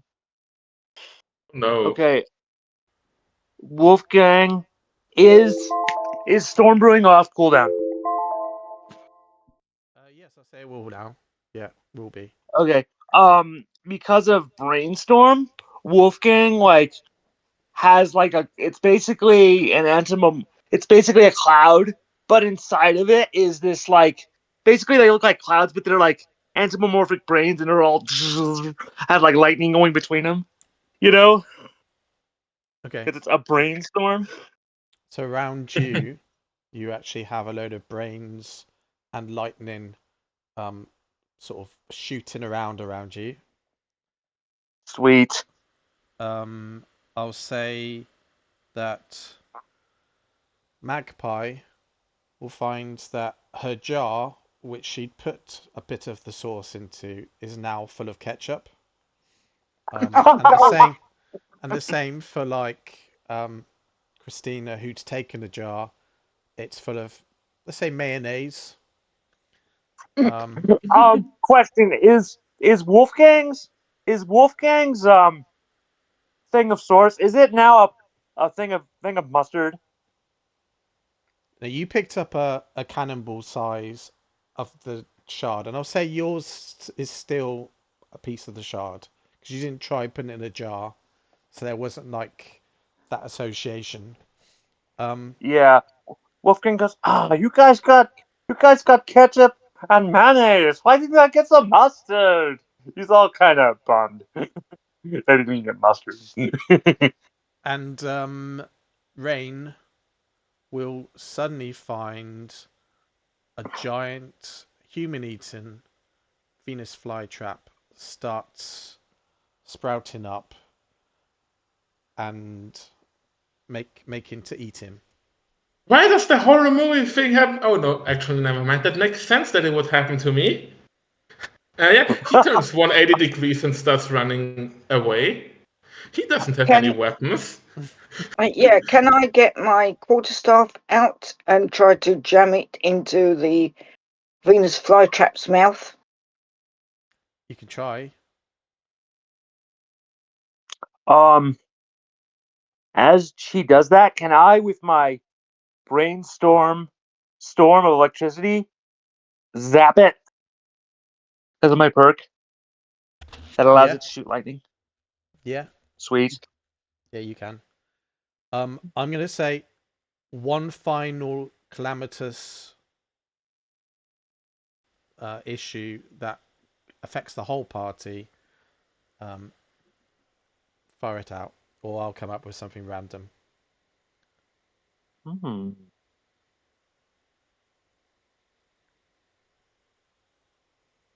Ooh. Oh no. Oh no. Oh god. Oh no. We already dealt with Kaiju, not another one. Okay. Oh no. Yeah. The son Oh, of the geez. Kaiju. So, yeah, a smaller and slightly less constrained kaiju suddenly appears and starts chasing you. How have- big is this Wolfgang kaiju? Wolfgang goes, wait. We got. As Wolfgang decides to run and goes, wait. Because we have the source, couldn't we just ping out? Like he just kind of says to everybody.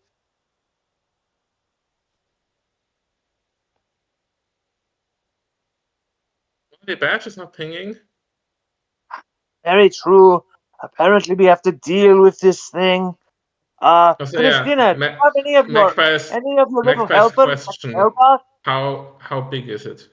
Magpie asked that question. Okay, so responding to Magpie first, it's probably half the size of the one in the cavern, but it's still quite substantial. In response to what Wolfgang was saying, I'd say the closer you are to the source, the more random, crazy stuff is being fired out. So you're too close to be ported out. You'd have to move away from the source for some stability. Mm-hmm. So you need to get out of there, basically. Okay. Actually have an idea. And this will probably put Christina into low essence, but it will be totally worth it as she reaches into her cement mixer with the bottle of mayonnaise in under one arm. The other arm is reaching into her cement mixer and is just making like a very awkward like barrier. So this is one more activation of under construction, and basically just putting like the cement barrier around Son of Kaiju to basically advise, okay, the area with the source is a safe spot. Everything beyond, though, not so much. You need to stay where you're at, where it's safe for you. You saying that to the Son of Kaiju? Yes. Okay. I'm gonna say. Sorry. It seems confused, but because of your magics, it's kind of like held back a little bit. I would say because you're getting low on essence. Yeah, her head is really pounding, and there's just all sorts of construction stuff, and she does going on, and she can't half understand of what she's saying at this point. Yeah, so I'll say she's just kind of wobbling about. Yeah, I'll say it'll hold for now, but not for long. Yeah, she's just. Can I reach into my satchel and get another dog toy? Mm-hmm. a squeaky one. Okay. And I'll squeak it and throw it towards the area we want the son of Kaiju to go. Okay. And then I'm going to start playing my fiddle again to try and get everyone's power levels back up. Okay. One question, Edge. Mhm. Is the Chaos Death off cooldown? It's a mid cooldown. Let's say it is just for some fun. Alright. Ooh. Rayne being also pretty low on essence, not really having that many options, is just gonna roll a dice and let the fucking gods decide what's gonna happen. Wolfgang is very much waiting for his. Wolfgang sees the dice and goes, "Is it gonna be me? He's gonna be me." He's very like, even though he knows it's gonna be fuckery, he's excited. You know. Alright. I have the effect. Do you have the numbers and stuff? Mm-hmm. Okay. Let's hope this isn't gonna backfire. 3, 2, 1, standing. Oh, okay, no, it did backfire. Hoped it would target Wolfgang the sees the guy and goes. Wolfgang sees the guy, does a face palm and goes, "Oy vey." Like, even though he knows he's gonna fuck with him, he's gonna be like, "Oh well, I gotta roll with it." My apologies. You are being strongly mentally affected by mental effects, which I guess would include the fiddle at the very least. But also the source itself. Can I defy the source with my 1 will and 3 skill? Defy, what do you mean? It's not the source that's doing this, it's Oh, it's the fiddle? No, like No. this is you just be like your mind is more easy to influence now is basically what it boils down to. Can I use a defiance to like counteract the effects of the magic that's affecting me? Can I like use like a can Wolfgang like make a speech to, No. I don't know, magics or something and say, No. "Hey, you're not gonna affect me." Okay. I'm gonna say it doesn't affect you adversely, it just makes you baseline on will for this moment. And it's not Oh, gonna okay. last long term, so Okay. What Wolfgang's gonna do? He's gonna take some deep breaths, sort of calm himself down, center himself, and he's gonna turn the other way and walk towards the edge to get closer away from all the influence and all of that. And he's just going to say, "I am Wolfgang Stormguard. I am an agent of the Enclave, and I am walking away from the source." He's just going to say that over and over to defy the magics that is affecting it. And he's going to slowly walk toward the edge of it so he can get far enough away to where his badge and hopefully everybody else's badge will force ping out. is anyone supporting Christina? Because she's about to collapse. I am playing as hard as I can, but I can hand some nostrum over if that will work. I think Rayne would also probably, upon noticing it, would definitely help keep her steady and like, offer a shoulder to lean on. Okay. All right. I'm going to try and postulate something. Now, I have 4 in luck and 4 in vitality. Mm-hmm. But also what might help me is something I nicked during a previous mission, Fox's Glacial Mince Farce, where I acquired some Fey sweets. Okay.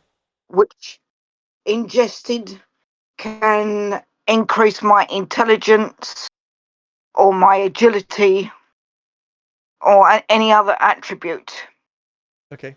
The downside is that if I eat too many, I will be transmuted, but I've only eaten 1 and that was a while ago, so I think I'm pretty safe. I'm going to take one of the sweets and start sucking on it as quickly as I can to boost my intelligence. I've got a +2 at the moment, unaugmented.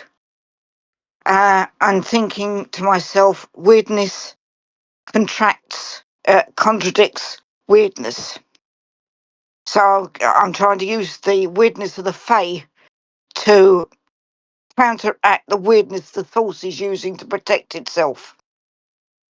Okay. I'm going to look inside my satchel to see what I can use to capture the main bulk of the source. It doesn't seem to like jars. It's probably even too big for a jar. So Wolfgang has a bit of the spark.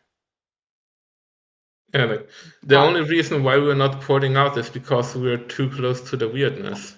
Yeah. We just gotta run away. I'm hoping the weirdness I've got now is going to counteract the weirdness they've got. And I've got a hell of a lot of luck. Okay, so you do that. I want the audience to do one final influence, which is on a scene jump. Could you suggest where they suddenly miraculously find themselves? Ooh.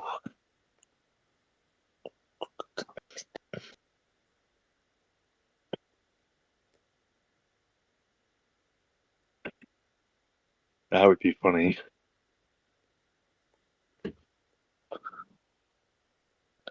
Oh.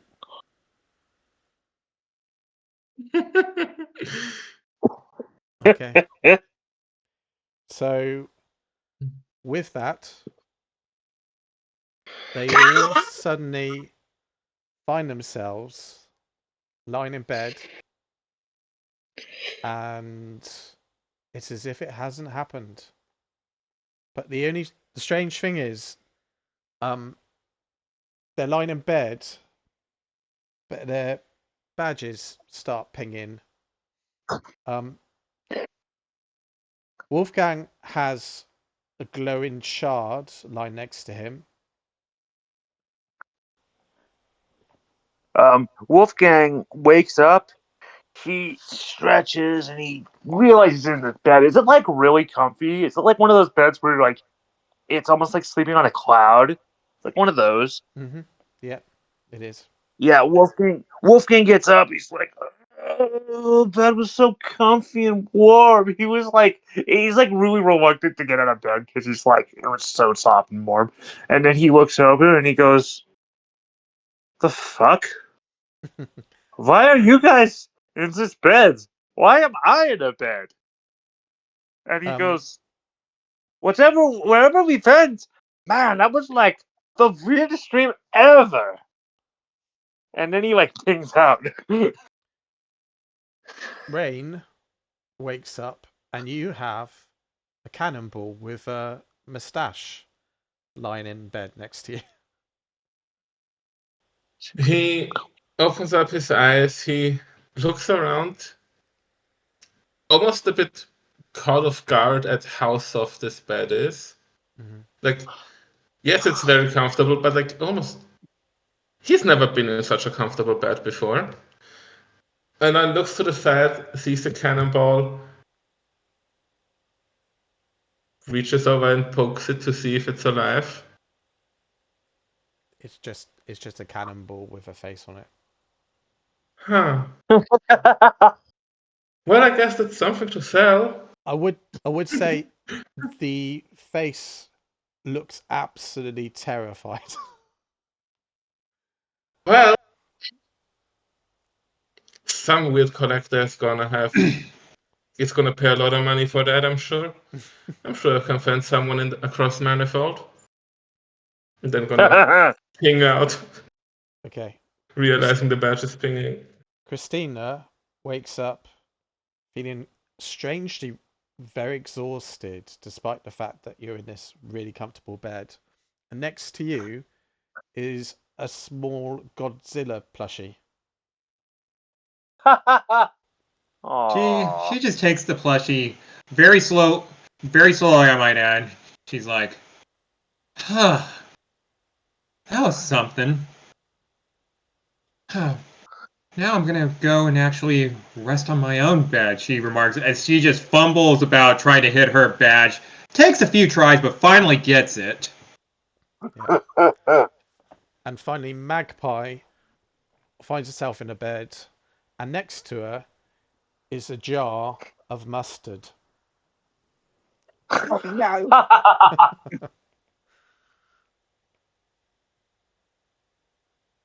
Ew. Yuck. Condiments. She picks it up and puts it in her secret room. Mm-hmm. Yeah, you're staying there until I can figure out what the hell to do with you. And then she's going to turn round. Actually, wait a minute. This isn't my room. What the hell am I? Opens the map up. Takes a look. Well, I certainly don't belong here. And pings her badge out because we've been defeated utterly. Okay. And with that, the mission is over. I'm going to say it was a mission success, despite Detour trying to make it otherwise with his suggestions. Thank you, because Wolfgang didn't get a mission success last time, so this is kind of nice. Yeah. So thank you for doing Uh, So it was a fun mission. Yeah, that was very fun. Like it was good with like the focus words we got and with you doing what you were doing. But I really felt it felt like it was more in the spirit of what we were going for. As soon as Detour, Rich, yeah, and Janine came in, it was good. That was even better. yeah, it's more That was like amazing. more chaos. Yeah, Yeah. like yeah, I'm incredibly surprised how well this worked. I actually think you using your D20 for the random effects, I really like that. That makes sense. Well, it wasn't just For something like this, yeah, it works really well. yeah. I wouldn't do it for other regular missions, but No. for something like this, that worked really Yeah. well. Yeah. Cool. I would like to say which focus words we used, but I lost count. Yeah, fair So- enough. A lot All were of used, them. let's just say that. Yeah, lot, at least yeah. a dozen. Yeah, Yeah. it was. This is definitely going to be one of the memorable ones. Just because Oh, yeah. whenever there's tune physics, I tend to remember those really well. Mm. Yeah. Those are wacky thing. How did it Well, feel for our audience members that were interacting? Yeah, that's a good point. You can talk if you want to, just using the. Yeah. If you guys want to talk, it'd be great. I loved it. Most enjoyable. I joined What do right you at the think, end. Taylor? I didn't commentate. Yeah, your guys' suggestions were, yeah. They were really good.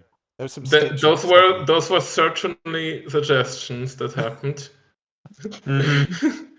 My brain is a tiny bit fried. Yeah, same with my brain. Yeah. You know what's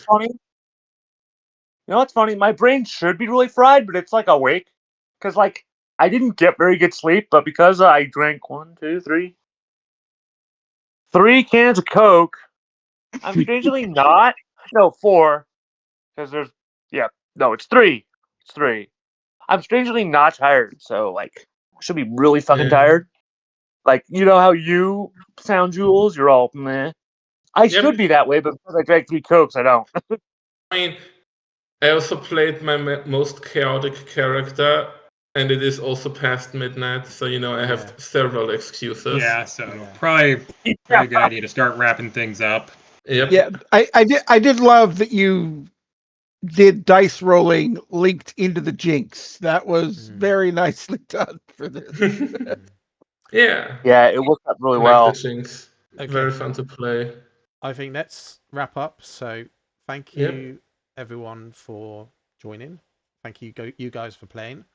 So let's just do final goodbyes from everyone, starting from Harry. Yeah, I played Wolfgang Stormguard. This was a lot of fun. I definitely want to do this style of mission in the future with another character. It's great. I love it. Okay. Let's go to Jules. Yep. Well, I played Rayne. He definitely remembered a lot of his things from the past, more about feelings. Very chaotic, very fun to control some of the chaos and put it in my own hands at my own detriment. Yeah, very fun mission. Thank you. Tim. I'm Tim. I played the contractor Christina. We did a lot of construction work and maybe a little bit of destruction work as well along the way. But the class is very, very fun, and I hope Etch enjoys it. So yeah.